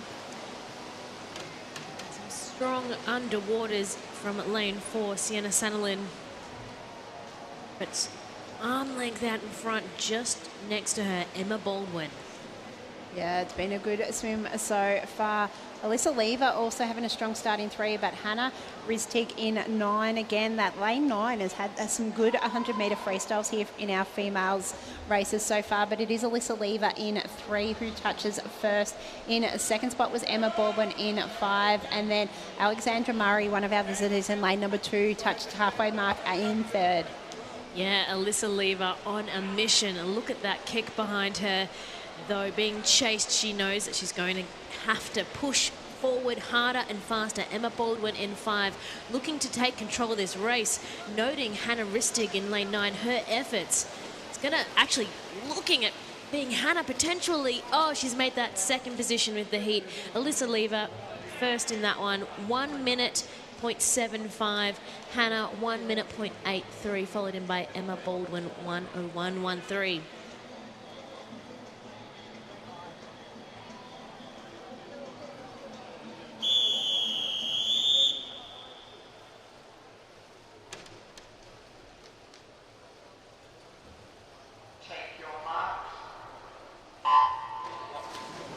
Our final heat here in event 14, the 100-metre freestyle for our females. And our swimmers in this one come in with only 0.3 of a second difference between them in their seeded time. So expect a close one in this one. Yeah, and Courtney Mudge looking at swimming her own race at the moment, really pushing out to be in front because she's not surrounded by anyone in the next door lanes. Having a fantastic first 50 metres though, Sophie Martin. Or I should say Nell Pett, it is in lane 2. That's 28.93 on the turn. Yeah, Nell Pett, our only swimmer underneath in 29 seconds for that first 50. And it's contrast inside to the pool here between Nell and Courtney Mudge in lane number 8. Still up there. They did touch 1 and 2 at the halfway mark. Looks like there's not much between them. It could be Courtney narrowly in front here as we come down to the touch here. And it will be Courtney Mudge who wins that one in a 1 minute 0.50. In second spot there, Nell Pete, and then touching in third, Bethany Forster in lane number 1.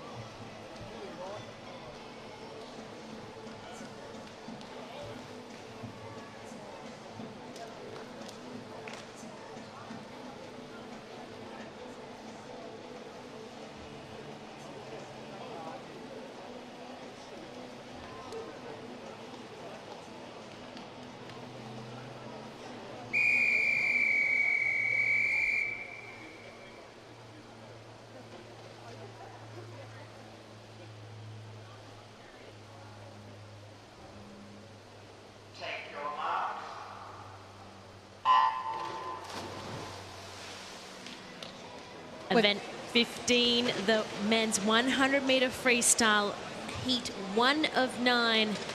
This is power in the pool. A brilliant start to our middle lanes. Matthew Temple, Gabriel Gorgeous. Our visitors, we've got a flank of them from lane 0 to lane 5. Yeah, as you mentioned, that 6 visitors here, a couple of Olympians as well, so a high quality field, and it's Cash Milner who did a touch first at the halfway mark there. Coming through in lane number 4 is Matthew Temple, one of those visitors, and in lane number 6, Will Petrick, who we've already seen have a good swim this morning. It is Petrick that's leading the way down this back 10 metres here as we come to the wall. Touching first there, it is going to be Will Petrick who takes that out in a 50.48. Matthew Temple second in a 50.59, and third was Gabrielle Gorgeous in a 50.69.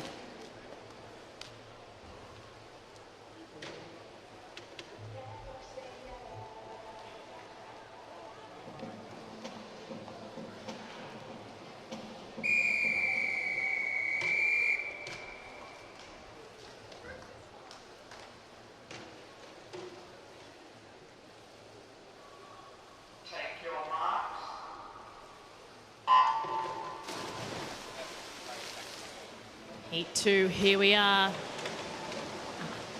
It is fast. It is a whitewash already. The longer sprint just above the 50. A really good form leading the way. Cameron Bladen in 5.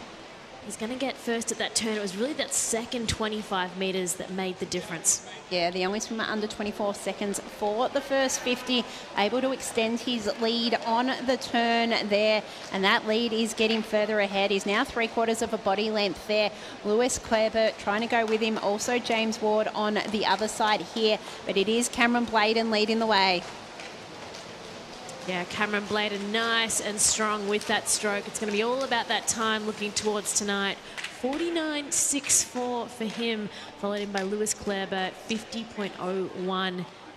And then Xander Coates, 50.80.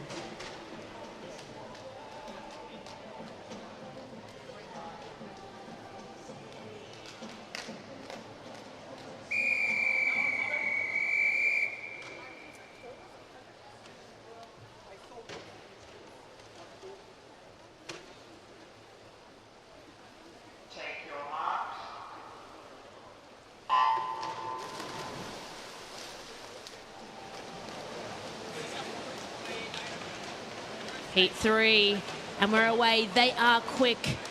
Looking at around that 50-second mark is the goal. Very close qualifying times from that 48 to 51 seconds. Really strong start, particularly from lane 6, Jesse Gorman, followed by Harry Cluens and Cameron Gray. Yeah, we've got two New Zealand swimmers in lane 4 and 5. Both came in with seated times underneath that 50-second mark here. I'm starting to see Cameron Gray come up alongside Jesse Gorman, one of our interstate swimmers here. It is still a Gorman. Seeing Daniel Zao in lane number 8 come home strongly here as well. It is in the middle of the pool. It looks like Cameron Gray has come over the top here, and he will get the touch in a 50.29. Harry Coleman's in second in a 51.03, only just narrowly ahead of Jesse Gorman in third.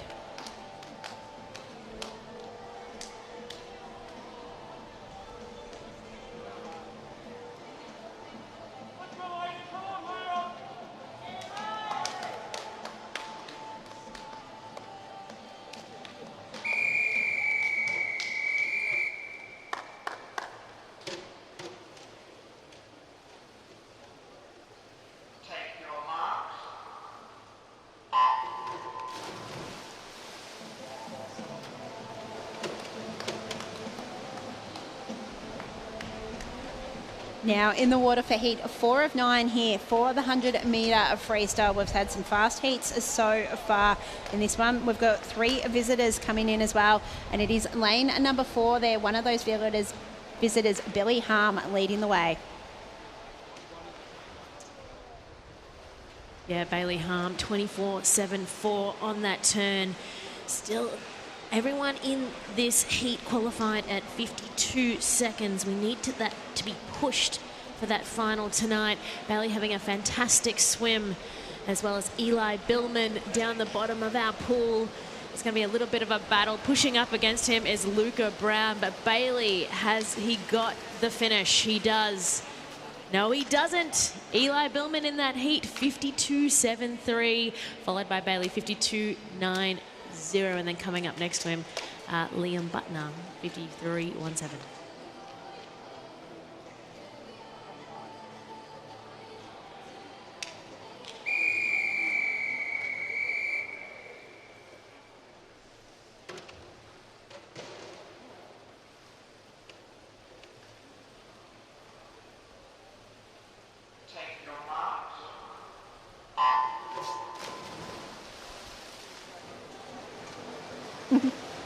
In the water now, heat 5 of 9 here in the 100 metre freestyle.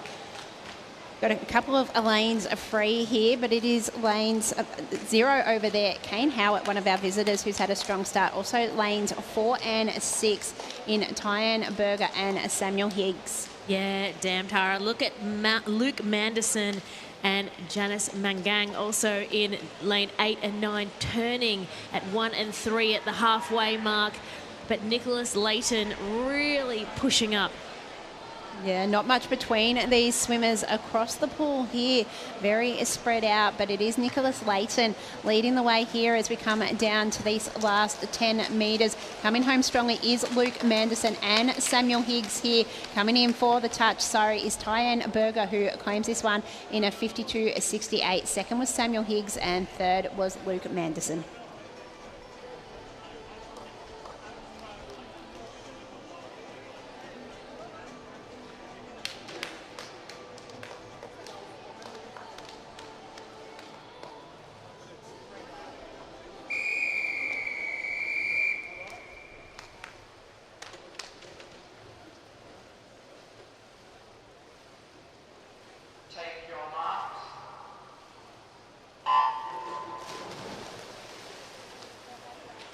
They're underway in heat 6 of the men's 100 freestyle, and in the centre of the pool, Otto Kreutzberger popping up in the lead.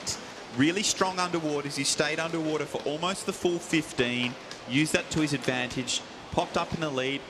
Samuel's now starting to go with him alongside him, so those two are our early leaders, but also swimming really strongly down in lane 8 is Enzo. Yeah, we've had some really strong swims in this first 50 metres from these heats, from these bottom lanes. Enzo Pfaff capitalising on that turn. The question is he going to be able to hold this lead? Oscar Kreutzberger and Samuel Vaccaro really trying to push up on him, but yeah, look at Enzo go. So Enzo's still in the lead with 15 metres left to swim, and he's holding off Oscar in this last 15 as they come underneath the flags. It will be Enzo who takes it out, ahead of Oscar, with Conan over in lane 0 in third.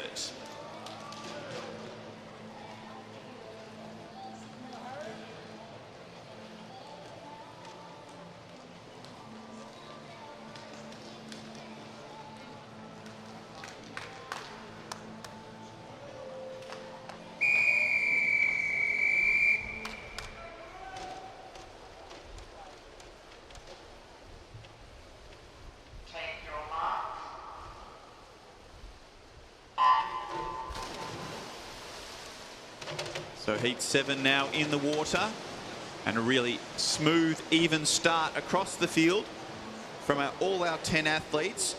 But it's Jackson Rothwell through the 25 who has a slight lead in lane 8. So he leads at the 35-metre mark over a tightly bunched rest of the field as we approach our turn. Yeah, coming up strongly in lane number 3 there, Callum Risotto as well. But it was Jackson who touched first ahead of Cooper Portlock with not much across the pool here. Still nothing as we come down this first 25 metres of the second lap here. Jackson still ahead there. So with 25 metres left to swim, it is now Harry Reiki who's taken over the lead. And he's come underneath the flags, but Cooper's this one who stormed through in that last 25. So Cooper Portlock takes it out ahead of Harry, with Kaisei in third.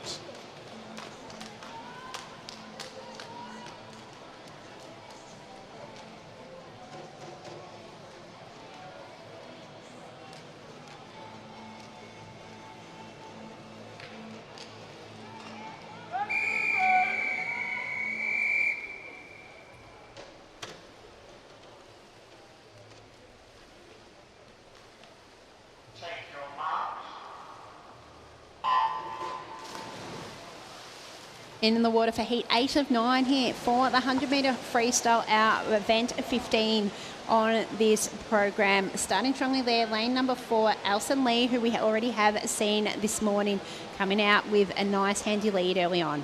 Yeah, the 19-year-old from Melbourne Swimming Club being challenged by William Tan from Furbeck Aquastars right next to him. Very, very close. We're talking about those lower lanes. Look how close it is. Second in lane 7 on that turn is sitting right next to who's turned 10th with like half a second between them. Yeah, it is still Alison Lee in front in this one, out by 3/4 of a body length as we come down the second half of this lap here. Lee will look to take this one out. The battle for those minor placings will be an interesting one. Coming home strongly was Tyler Theodore in lane number 2 there, and he will get second behind Alison Lee, who touches first in a 53.78. Benjamin King in third in a 55.06.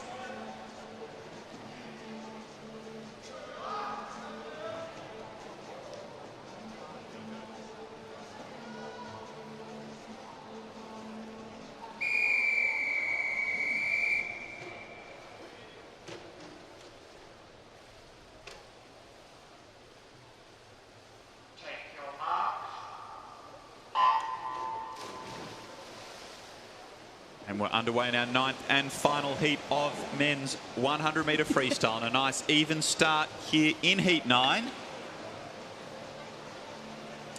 Yeah, we've had some really even heats over this event. And right in the middle of our lanes, we've got Daniel Collins. Then in 3, we've got Ryan Thatch. Very even across this first turn. So it will be Oliver Salmon who leads in lane 8 through that first 50. Miller Stott is now moved into second place alongside him. So it's lane 7 and 8 who lead with 25 metres left to swim, but Liam is storming home over the far side of the pool. They're our top 3 with 15 left to swim. Yeah, loving this battle, and neither of them would know from so far away that the others are in the mix for this final heat. Down to the wall. Liam gets it, 54.78, followed in by Oliver Salmon, 54.86, and then Miller Stott, 55. Oh, apologies. Daniel Collins in the middle, 55.16 in that third placing.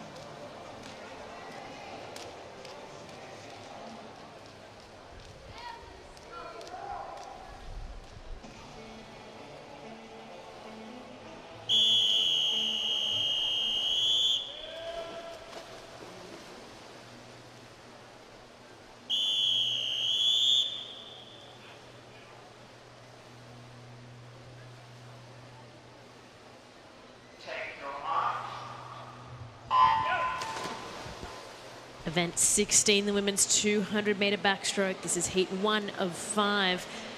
And what a start that was to Alyssa Burgess, who is leading the way, 23 years of age, from Highlanders, one of our visitors. Yeah, comes in as one of our fastest qualifiers as well. Has a seated time faster than last year's title win there, and has flown out of the blocks here, leading by more than a body length as we come down for the first turn. And yeah, with that 50 metres down, quarter of the way, leading nice and strong, Alyssa. She's got a wonderful game plan, looking up at the big shade sail at MSAC. Either side of her, we've got Madison McKenna, another one of our visitors, in 3, and Jessica Wilson from Melbourne Vic Centre in lane 5. What's really good about Alyssa's backstroke is that she looks a lot taller than she is. That's a good cue for a backstroker. If they look taller in the water than they actually are, chances are they're swimming nice and tall, holding lots of water. As she turns through that 100 with a 3-second lead over Madison, and Jessica Wilson sitting in 3rd place. Yes, I love the word that's used, which is like lengthening. Lengthening that body, lengthening those arms with every single stroke. And Alyssa doing a wonderful job at that. So down this third 50, she's continued to extend her lead over the rest of the field. That stroke rate has dropped ever so slightly as she makes her way into this final turn. Madison McKenna sitting comfortably in 2nd place. Our 15-year-old visitor from St Andrews on the Sunshine Coast, with Jessica Wilson, our 18-year-old from Melbourne Vic Centre, in 3rd. Yeah, she's looking nice, cool, calm, collected. It will be all about that time vying for tonight's final. So Alyssa, with that entry time of 2:12.44, which is our fastest entry time across the board for this event. Just above that, but it is about the rest of the field and then looking at that race tonight. So Alyssa with a time of 2:19.11, followed in by Madison McKenna, 2:22.97, and Jessica Wilson with the time of 2:25.33.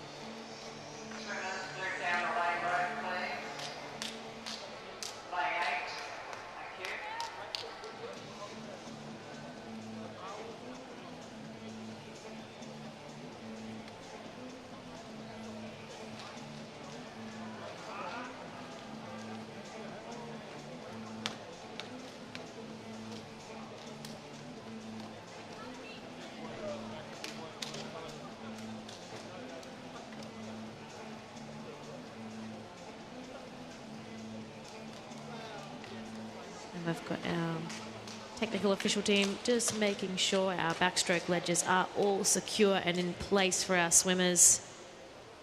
Double checking, triple checking. And a big thank you as well to all of our volunteers helping out on pool deck.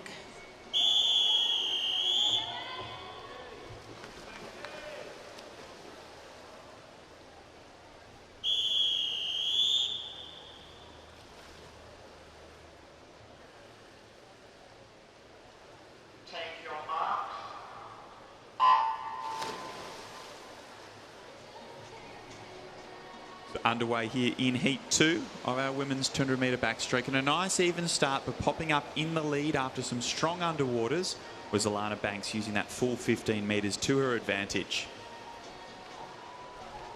Alana Banks doing a fantastic job starting it off. Hannah Abdo, one of our visitors, in third, just behind her. And speaking of visitors, Nick, what is the impact of having visitors? We've seen a lot throughout the heat this morning. So one of the beauties of the Victorian Open Championships, unlike our age championships, there's no maximum visitors that are allowed to qualify for the finals. That's why we get so many visitors coming from interstate and overseas to our Victorian Championships, and have done for more than 30 years, because it allows everyone to have a fair racing opportunity and everyone to progress through to the finals. So from a Victorian and Swimming Victoria's perspective, it allows our athletes to compete against some of the best in the state and around the world in both a heat and finals format, making sure that they're having to race nice and fast, as we're seeing in this morning's heat session, to give themselves a best chance to qualify for the final, with that competition being so strong. Great, so it's a great challenge that is to lift our athletes. It's good to see, yeah, we've had a number of visitors as well, and one of our Victorians, though, Alana Banks, is going very strong in this second heat. She is followed by Hannah Abdo, one of our visitors, in lane 3. And then in 5, we've got Jessie Steinman. And in 6, looking at Sarah Cooper in this final 50 to finish off nice and strong for this 200 backstroke. So Alana Banks still looking nice and comfortable out in front. Stayed underwater for about 8 to 10 metres on that last turn, so still getting good distance off the wall on the final 50 over 200. She's another one of those athletes that has returned from the Swimming Victoria trip to Dubai as part of that Horton squad, and she's going to come in and take out our second heat of the women's 200-metre backstroke in a nice time of 2:18.75, with Hannah in second place and Sarah Cooper in third. Yeah, nicely done by our athletes. Final swimmers coming on in, and again, big shout out to all of our volunteers from our club. Swimmers, move down the lane road, please.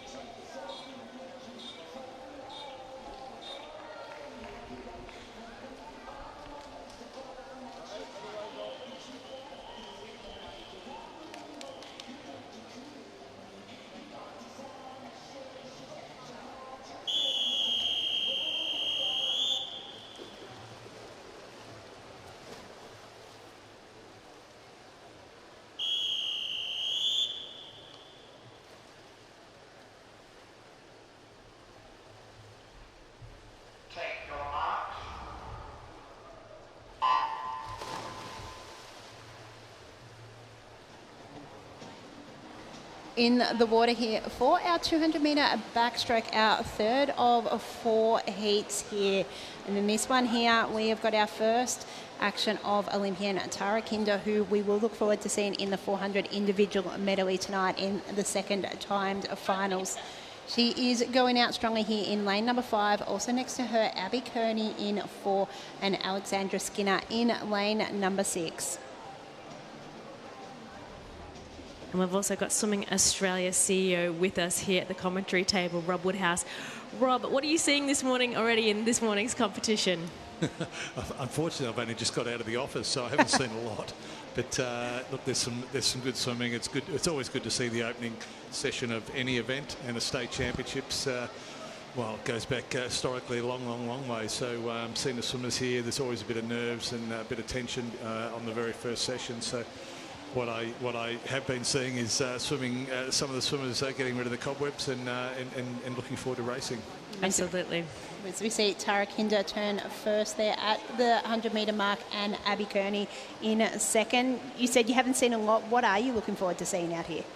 Look, there's a lot of para swimmers and able-bodied swimmers competing, and just seeing any athletes racing.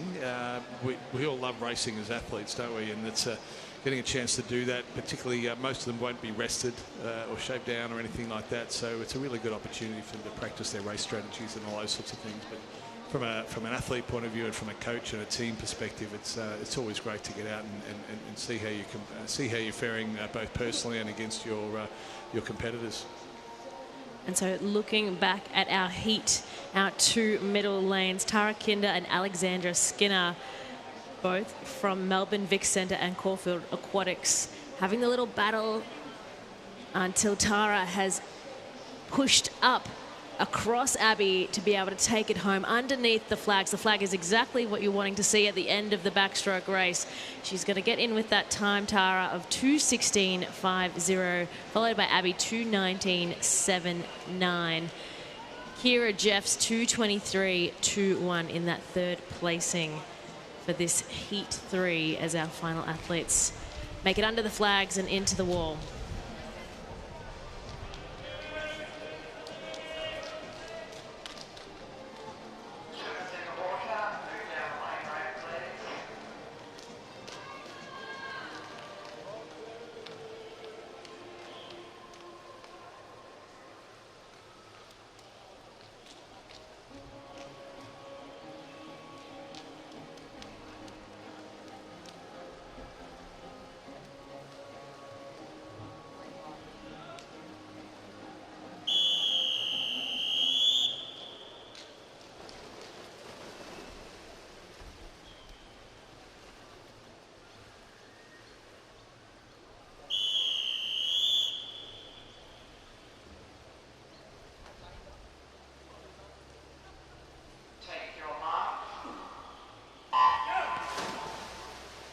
All right, starting this next heat, it is heat 4 of 5 for our 200-metre backstroke for our women's. A fantastic start by Lily Chan in lane 3, 15 from Nuttawading. And so, Rob, with Swimming Australia, what's on for this year? What is the focus?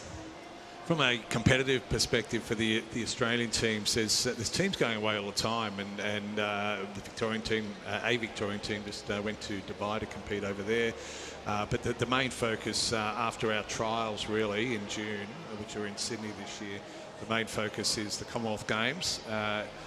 Very big team that we're sending to the Commonwealth Games. It's obviously a integrated team with para swimmers and able-bodied swimmers. So there's something like 120 athletes and staff that will be on that team. So that's really the main focus for all of our athletes. But our benchmark event, which we call it, and that's we rely on a lot of funding from the Australian government. We're incredibly thankful for that. And our benchmark event, which is, I guess, what we're judged on at the end of the day, is the Pan Pacific Championships for the able-bods. That's in LA, literally 2 weeks after the Pan Pacs. So that's going to be really interesting for our athletes to swim Commonwealth Games, then back up for Pan Pacs. And probably even tougher for the para athletes because they have about a month in between. So trying to peak twice within a 5 or 6 week period, and that's 5 or 6 weeks after the trials as well, is going to be really tough and a great sort of experience for all of them. As we see Lily Chan leading the way here, Layla Mufus from Malson in lane number 1, also having a good first 150 metres here. Starting to come through on this side, Matilda Young and Lucy Reid as well. And so, Rob, with such a big year of competition, what's the support for the athletes like? What's the team built around our athletes? Well, every athlete has a team around them, don't they? And we see that so often in all sport. A lot of the tennis players with their teams, and even the Winter Olympians and Cooper Woods last night talking about the fantastic team, and not just around him at the event, but family and friends back home. And so Swimming Australia, we try and put all that support around an athlete from a coaching perspective, from a sports science, physiological perspective, involving their wider team, which is obviously family and friends and clubs and everything like that. And the state bodies, like Swimming Victoria, play a big part of that as well. So when an athlete does go to compete in an event like Commonwealth Games, they know they've got this huge amount of support behind them. It doesn't build pressure. It actually ideally alleviates some of that pressure, knowing that there's everyone just wants them to do well for themselves. As we see Lucy Reid take out that fourth heat in a 2:29.65. Matilda Young in second. And then coming through in for third is Layla Mufus in lane number 1.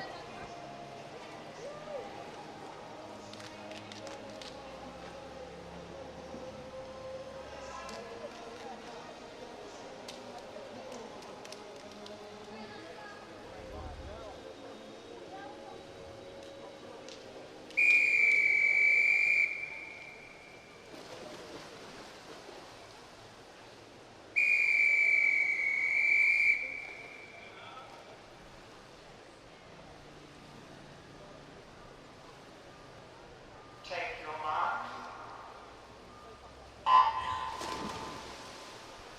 And so we're up to heat 5, our final heat for our women's 200 metre backstroke. A really nice start to Ariana Welt from Surrey Park in lane 3. And so, Rob, we were talking, how would you feel about, the resurgence of the medley talent in our Australian team?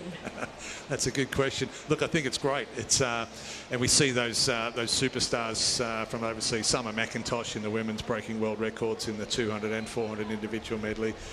And, of course, the great Frenchman breaking the Michael Phelps records as well. So our guys and women have there's certainly the benchmark out there to chase. And, in Victoria here with Tara Kinder in the women leading the way.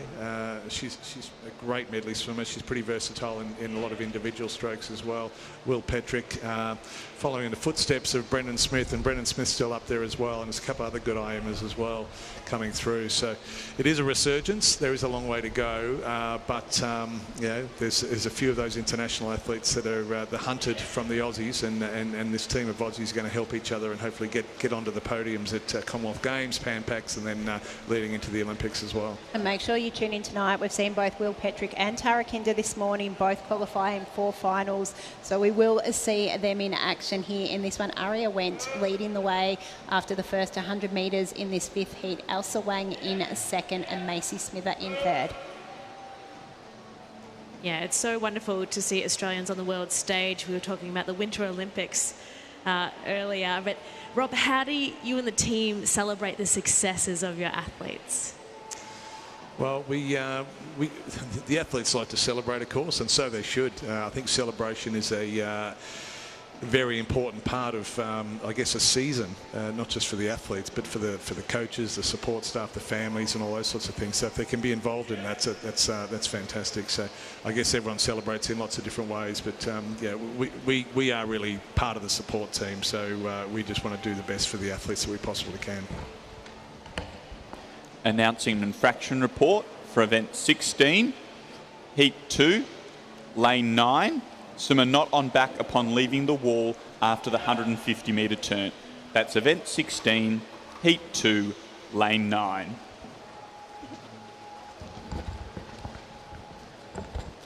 Well, Rob, it was so wonderful to give us your time down here on pool deck and join us, for our Victorian Open Long Course Championships. More excitement to come in the pool, for finals tonight and the next couple of days. But for any of our athletes and parents listening, do you have any words of advice from the pool or from, behind the scenes with swimming?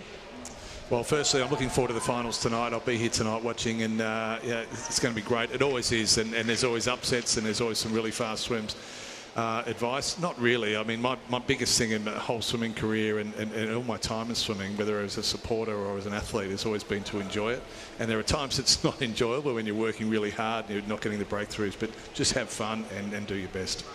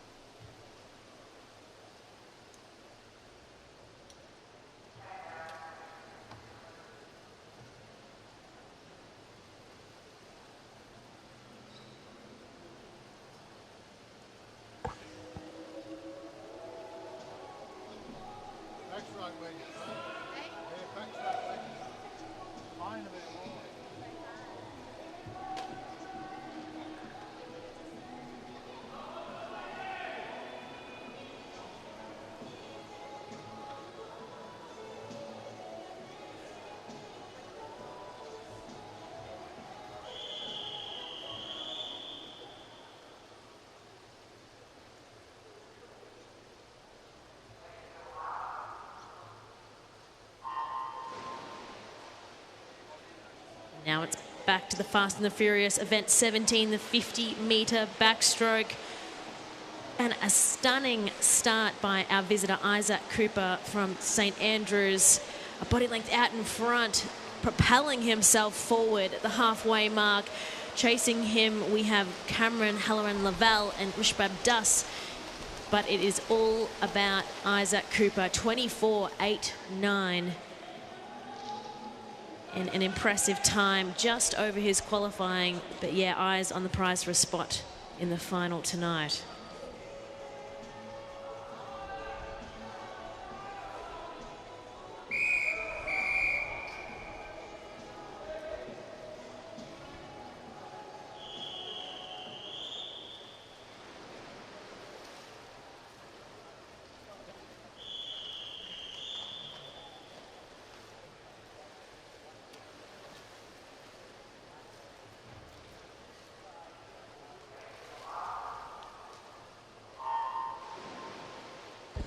In the water here for heat 2 of 7 in the 50-metre backstroke for our men.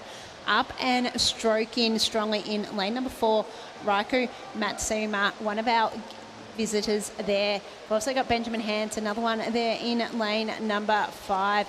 It is Benjamin Hance who is leading this one down the pool as we come down for the touch. It's going to be lanes 4 and 5, and it's a dead heat here in this second heat here between Benjamin Hance and Raiku Matsuma in a 26.06. Touching in third was Will Sharp in a 27.01.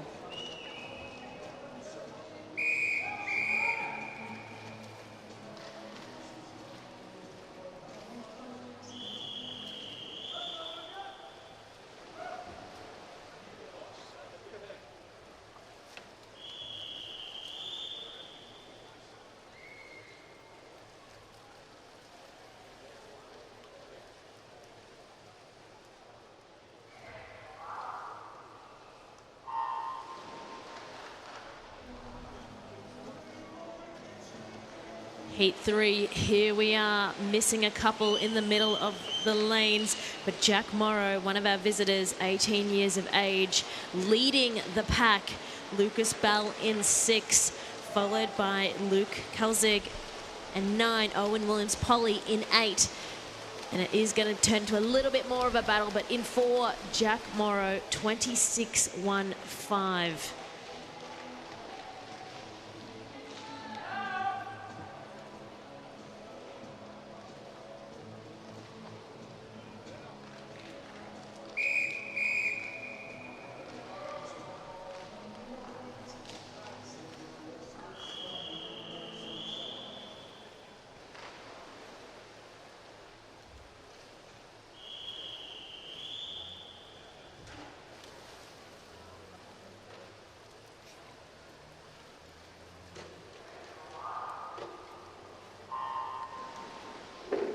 In the water for heat number 4 here of our event 17, the 50-metre backstroke for our men.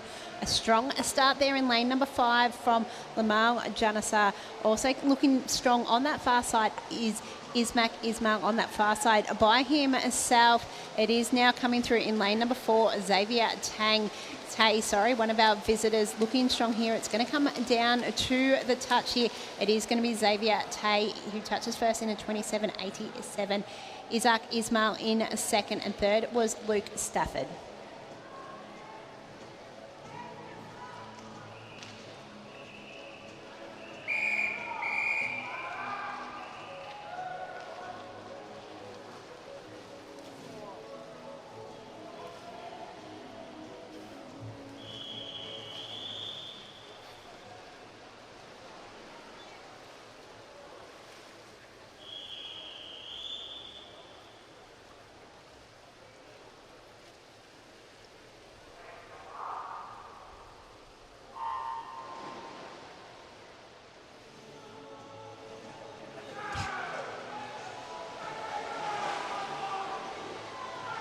Heat 5 of 7.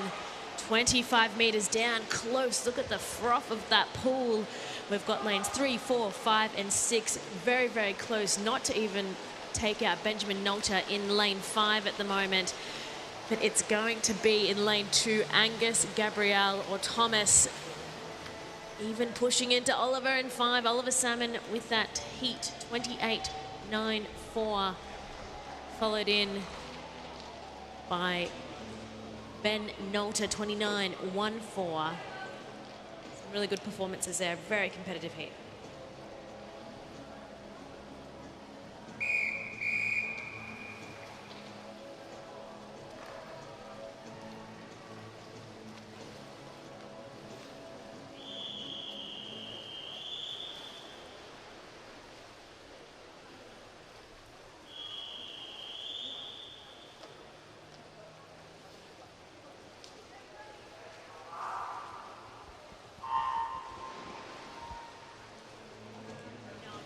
So heat 6 often racing here of the men's 50-metre backstroke, popping up right at the 15-metre mark. Darius Schultz in lane 5, but off to a really strong start out in lane 1 is Dylan Skinner.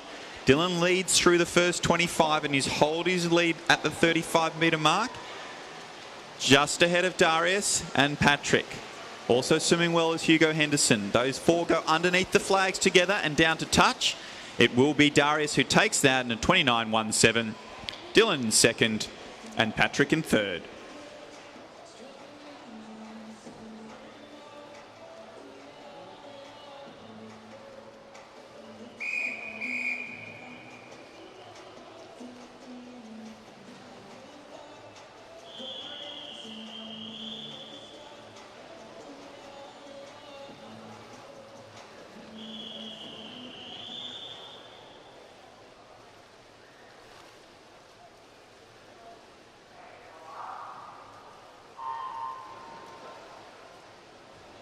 Our final heat, this is 7 of 7. So good to see so many athletes in our pool here at MSAC this morning. And that is a great start to Darren Tan in 5. Leading out just in front, it is Quick. He's 23 years of age from CGGS Aquatic. Brendan Wilson, 20 years of age from Shepparton. It's neck and neck between him and Darren. Oscar close by from Warrnambool, but not close enough. Brandon Wilson won, that is 29.30 for his time in this 50 metres.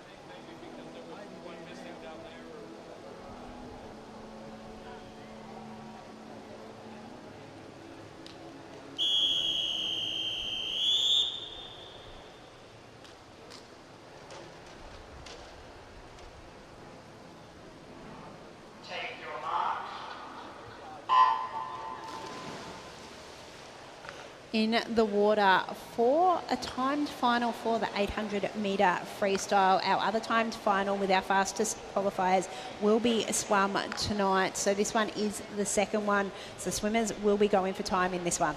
Yeah, so it's a good chance for them to post a strong time to challenge those swimmers who are in the fastest time final swimming tonight. So in lane 1 we have Raina Schneiders. In lane 2 we have Hope Christian. In lane 3 we have Amy Bai. In lane 4 Emerson Hoggan. In lane 5 Chloe Burke. In lane 6 Alexa Legg. And in lane 7 Beth Ann Chung. And we've got some of our younger swimmers in this event as well. Our older swimmer in this one is Chloe Burke from Melton, so who's only 17, so still a lot of development in these swimmers. And it's Emerson Hoggan leading this one as we come down the first 100 metres. Beside her is Chloe Burke, and then on that far side in lane number 3 there, Amy Bai also looking strong.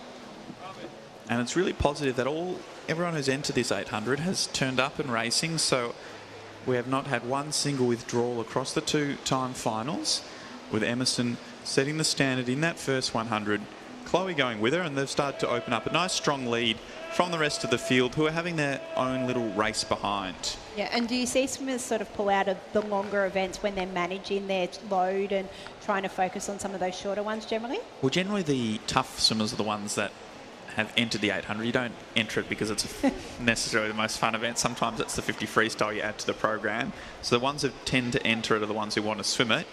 But to have a full complement is always great, that these girls are attacking it with a really strong, positive attitude. Everyone's in here to give it a go, give themselves some race practice as they lead into national championships in a few months' time. Yeah, and it's Emerson Hoggan leading this one out by nearly a body length ahead of Chloe Burke, who's next to her. Then out in lane number 1 there, Raina Schneiders having a good swim here, our youngest competitor in this event at just 13. So now is where we want to see them settle down into that rhythm where they're repeating 50 time after 50 time after 50 time. So we saw some 35s from both Emerson and Chloe. We'll see if they're able to maintain that 35-second speed. And if they are, that's giving them a good chance to post a nice strong time. Yeah, as we look coming into this one, Emerson Hoggan comes in with a seated time of 2:29.15. Chloe Burke 3:34.26. So both wanting to look to go quicker than that one, as we see Emerson touch in the 250 mark at a 2:50.27. So she's still underneath that 35. Chloe Burke went out a little bit to a 36 there, and Raina Schneiders still in third. And that's the really important and challenging part of these distance events, being able to maintain your pace and your rhythm throughout the whole distance. You get that sort of freebie in the first 100 with that bonus energy, and then from then on you're aiming to maintain your rhythm and pace through the remaining 700. And Emerson's doing a really good job of that stroke staying nice and long, a consistent 4-beat kick going the whole time. She turns through the 300 and has continued to extend her lead by almost another second over Chloe Burke. Raina Schneider sitting in third place, just ahead of both Hope and Amy, who are having a really good battle for 4th and 5th place. Yeah, it's been a strong swim so far from Emerson, and obviously the timing that should work with their coach is what they were looking for each lap. Yeah, so each lap is they're trying to hit a certain time at a certain stroke rate, which they've been practicing in training to then hopefully execute on race day, and that should lead to a consistent performance across this 800. As we see now, we've touched for the 3:50. That lead nearly out to 5 seconds here between Emerson and Chloe. Still got Raina Schneiders in the third, and that battle for 4th is still there, with Hope and Amy trying to stick with Raina as well. So as we approach this 400-metre turn, Emerson has continued that nice 4-beat kick behind her. That stroke's being nice and long. She turns through this 400 and leads by 5 metres over Chloe Burke. Still underneath that 36 seconds, which we've been talking about for that 50. Is able to extend the lead just a little bit, so it is now out on that 5 seconds there on Chloe Burke. Raina Schneider's starting to make up a little bit of inroads on Chloe Burke, but still a decent gap there between first, second and third. So Emerson's kick has remained consistent throughout this first 400. We're into this third quarter of the race. This is where it starts to really hurt, and the challenge is to maintain that pressure and intensity through this third 200.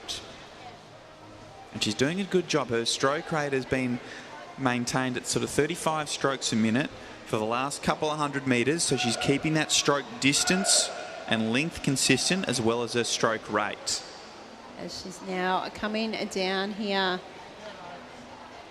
to this next wall with that lead still very strong there. Will a touch here at the 500 metre mark outside the 36 seconds. So that's the first time we've seen her just drop that slight bit, but still touches with a 6-second lead there on Chloe Burke.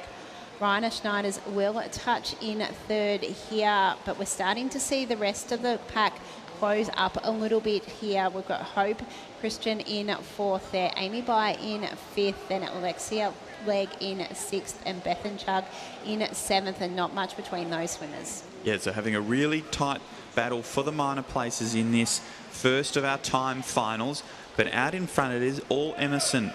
She's continued to extend her lead over Chloe Burke through this middle portion of the race, and it's out to almost a 10-metre lead now as she heads towards the finishing stages. This is where we'll see if she can respond, pick up that tempo a little bit to try and get back under the 36-second mark for each 50.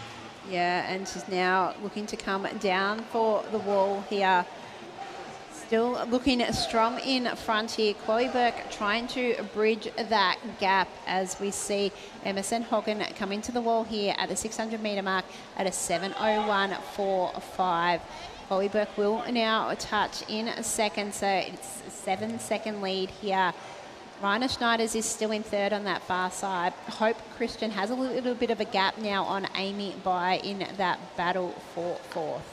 Yeah, so Hope Christian is making a charge on Raina Schneider. She closed down half a second on that lap, but out in front it is Emerson who continues to extend her lead over Chloe Burke. She's out to almost 10-metre lead now, leading by about 9 metres as she makes her way through that next turn, pops up past the flags, those legs straight back into action. Yeah, looking very strong there as she comes down the looking for the 700 metre mark here. That battle is on that far side. As we said, Hope Christian coming up against Raina Schneider's. That gap has decreased even more on that one with Chloe Burke in the middle here. As we see Emerson Hogan come down to get the bell for 100 metres to go here. She will turn in an 8:13.92. Chloe Burke now underneath the flag, so she will turn second here, and she'll turn in an 8:22.19. So Emerson has continued to keep the pressure on. Those legs are starting to pick up into a 6-beat kick in this final 100. She's out to almost that 15-metre lead over Chloe Burke with 75 metres left to swim. She's tried to increase her stroke rate ever so slightly over this last 150 metres, and she makes her way to her final turn. And now Hope Christian into that third spot there. She's had a good back half of this race ahead of Raina Schneider's on the far side. But it is all Emerson Hogan here. Came in, as we said, with a time of 2:29.15. She's now down this last 25 metres. So with 15 metres left to swim, it is our athlete from Ivanhoe Swim, Emerson Hogan, who has led from the start. She's been in control of this first time final. She comes underneath the flags and down to touch in a 9:23.64, taking off 6 seconds from her personal best, and will set the standard for our time final coming up in this afternoon's final session to beat. Chloe Burke into the wall next, right on her personal best, with Hope Christian finishing in third.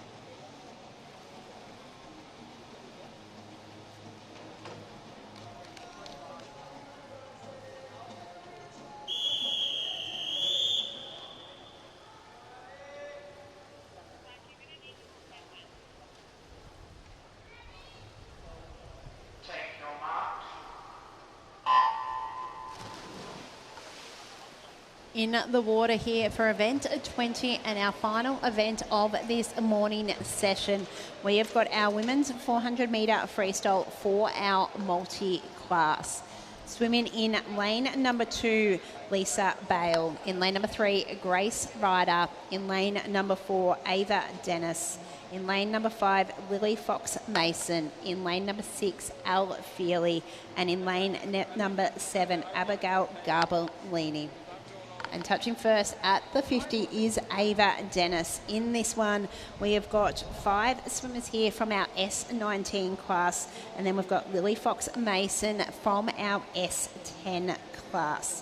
With this one, it will come down to points and swimmers closest to their world record on who will qualify, not necessarily who has won the race here. But with 5 S19 swimmers, they are going head to head. And in this one, so far, it is Ava Dennis leading the way.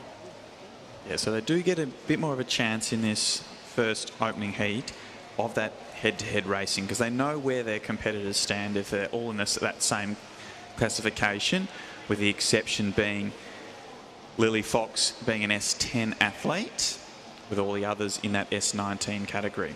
Yeah, so our next heat, we have swimmers from S14, 19, 10 and 7. So that one is a little bit more different. But this one, a lot of it is where they do finish and they know where their opposition and times are coming into this one. And it's been a strong swim so far for our War Eagle swimmer in Ava Dennis. The 16-year-old now coming up to the wall here at the 150. Will touch in a 1:47.90. Now touching in a second there is Lily Fox Mason. And now coming up for that third spot there is lane number 3 here in Grace Ryder.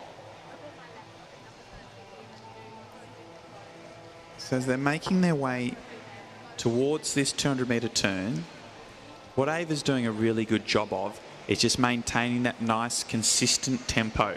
That arm speed, she's keeping that arm speed nice and high.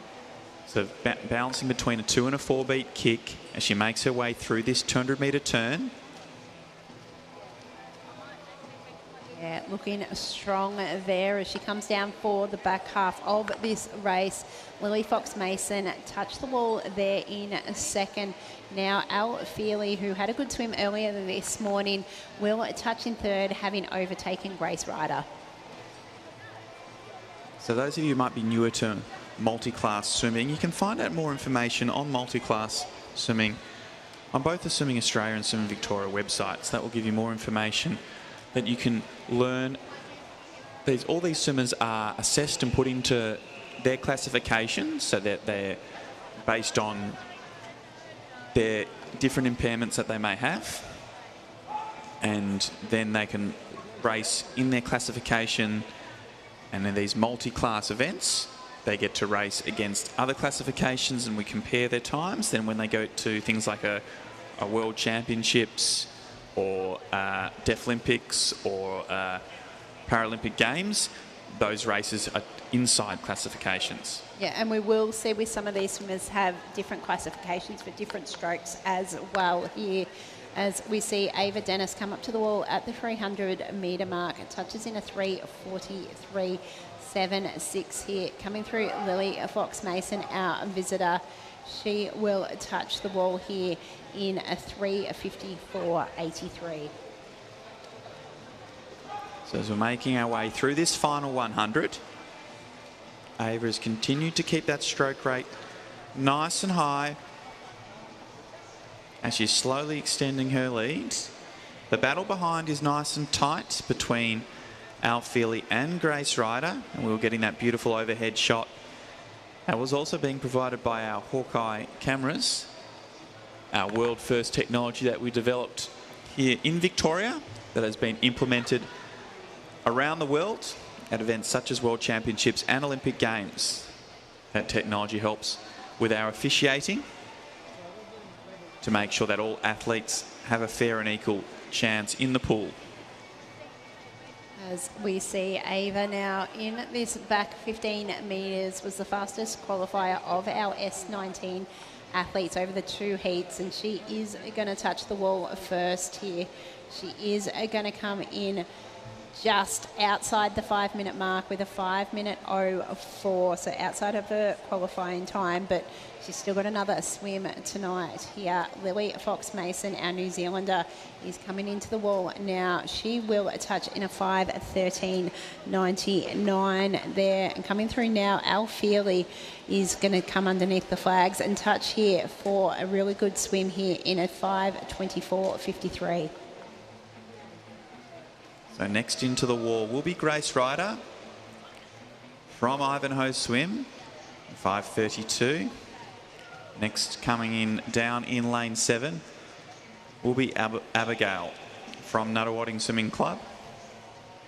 She takes off a huge chunk, 32 seconds from her entry time. So massive personal best there from Abigail, as Lisa Bale is going to conclude the action here in Heat 1 from Warrnambool. Our 17-year-old comes down to touch in a 6:03.86.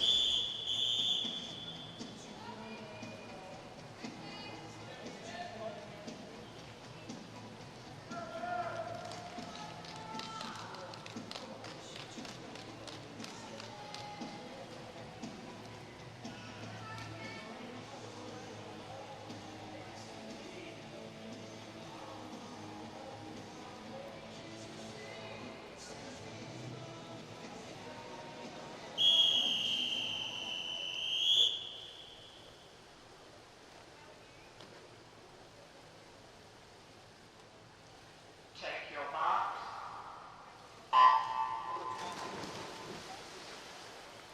In the water for the final swim of this first session of the 2026 Mattioli Victorian Open Long Course Championships. We've got our second heat of event 20, the 400-metre freestyle for our females. In lane number 2, we have Tyra Jensen. In lane number 3, Jessica McDermott. Sarah Howe is in lane 4, Evie Lee in lane number 5, Mackenzie Gibbs in lane number 6, and Molly Griffin in lane number 7. And it will be Sarah who leads through this opening 50. Sarah Howe is a 20-year-old from Ballarat Gold in that S10 category. So she saw Lily Fox swimming in that opening heat. She'll know what time that Lily posted. That will be her first direct competition she's obviously trying to beat. She's also got Mackenzie Gibbs, who is in that same category in this heat. So she's got a couple of athletes who are in that S10 category in this 400 freestyle that she'll be competing directly head-to-head with, and she makes her way towards this 100-metre turn. Yeah, and then we've got obviously Evie Lee, who will touch second, is going head-to-head with Ava Dennis, who we saw in that first heat. Jessica McDermott is also in that S19 classification, but so far it is Sarah Howe leading the way in this one. She did have an entry time of underneath that 5-minute mark there, so she is expected to be the first swimmer to touch the wall in this one. But Evie Lee is staying on her feet, trying not to let her get away as we come down here to the 150-metre mark. So Howe will touch the wall here in a 1:52.91. In second was Evie Lee in a 1:54.23, and Jessica McDermott, who went quicker in that 50, touched in third in a 1:56.92. So this one we do have 4 different classifications. Tyra Jensen is an S14 athlete, our only S14 athlete in this event here. We have the 2 S19s in Jessica McDermott and Evie Lee, the 2 S10s in Sarah Howe and Mackenzie Gibbs, and then we've got Molly Griffin, who is an S7 athlete, so our only S7 athlete in this event, as well as we see Sarah Howe touch the wall in front at the halfway mark in a 2:32.62. Evie Lee not far behind in a 2:33.57, and then touching in third is Jessica McDermott in lane number 3. But the race is on in the middle of the pool with Sarah Howe still at this stage holding off Evie Lee, who is swimming strongly here. They had an 18-second difference in their entry time, so it has been a sensational swim so far from Evie Lee to stick with Sarah Howe. Ballarat swimmer there in Sarah touches first in a 2:12.51. That gap has reduced here with Evie Lee touching in a 3:12.98, and touching in third was still Jessica McDermott on that far side of the pool here. As we're coming down here, and our leaders are going stroke for stroke. Evie Lee now has hit the lead here as we come down towards the halfway mark here. It's been a really good fourth 50 here from Evie Lee. She's going to touch the wall here now. Sorry, at the 300-metre mark. So she is narrowly in front of Sarah Howe, only 0.14 between them. It is going to be a race down the pool here, but as we said, this one is going to come down to points and closest to the world record, depending on the classification of who will finish where. But it is Evie Lee leading this race. Sarah Howe in second, Jessica McDermott on third, trying to come up to those front two. As we now come down for the flags for this last turn here. Evie Lee will turn first here in a 4:31.83. Nearly a second here ahead of Sarah Howe, so she's able to extend that lead, and Jessica McDermott in third. So we're making our way down the pool.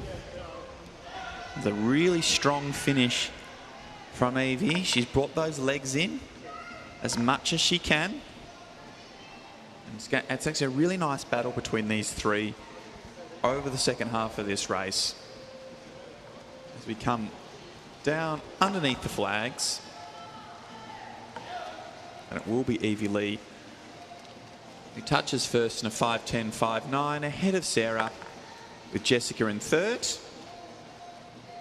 As Molly makes her way through with 100 metres left to swim. Nearly a 5-second PB there for Evie Lee. For Jessica McDermott, nearly 20 seconds off her entry time, so that's a massive swim for her. We've still got a couple of swimmers in the pool, so we've got Tyra Jensen over in lane number 2, our S14 athlete from Warragul Swimming Club. So we've got a couple of Warragul swimmers in this event, and also Molly Griffin from Essendon in lane number 7, our S7 athlete.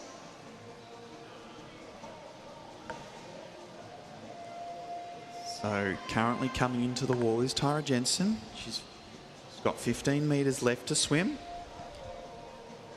from Warragul. She comes underneath the flags to finish her 400 freestyle off. She's chasing a personal best time of 6:06.26. As we've now got Molly Griffin on her final lap here. She came in with a 2:12 entry time, so we'll be looking to better that one, and hope, fingers crossed, she can do that and have a good swim. So with 25 metres left to swim, Molly from Essendon,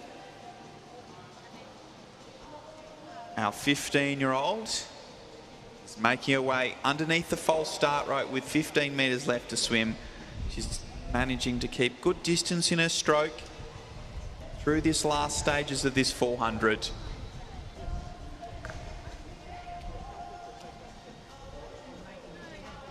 Down to touch in a 7:05.09. So nice personal best there from Molly to conclude the action in the women's 400 freestyle multi-class.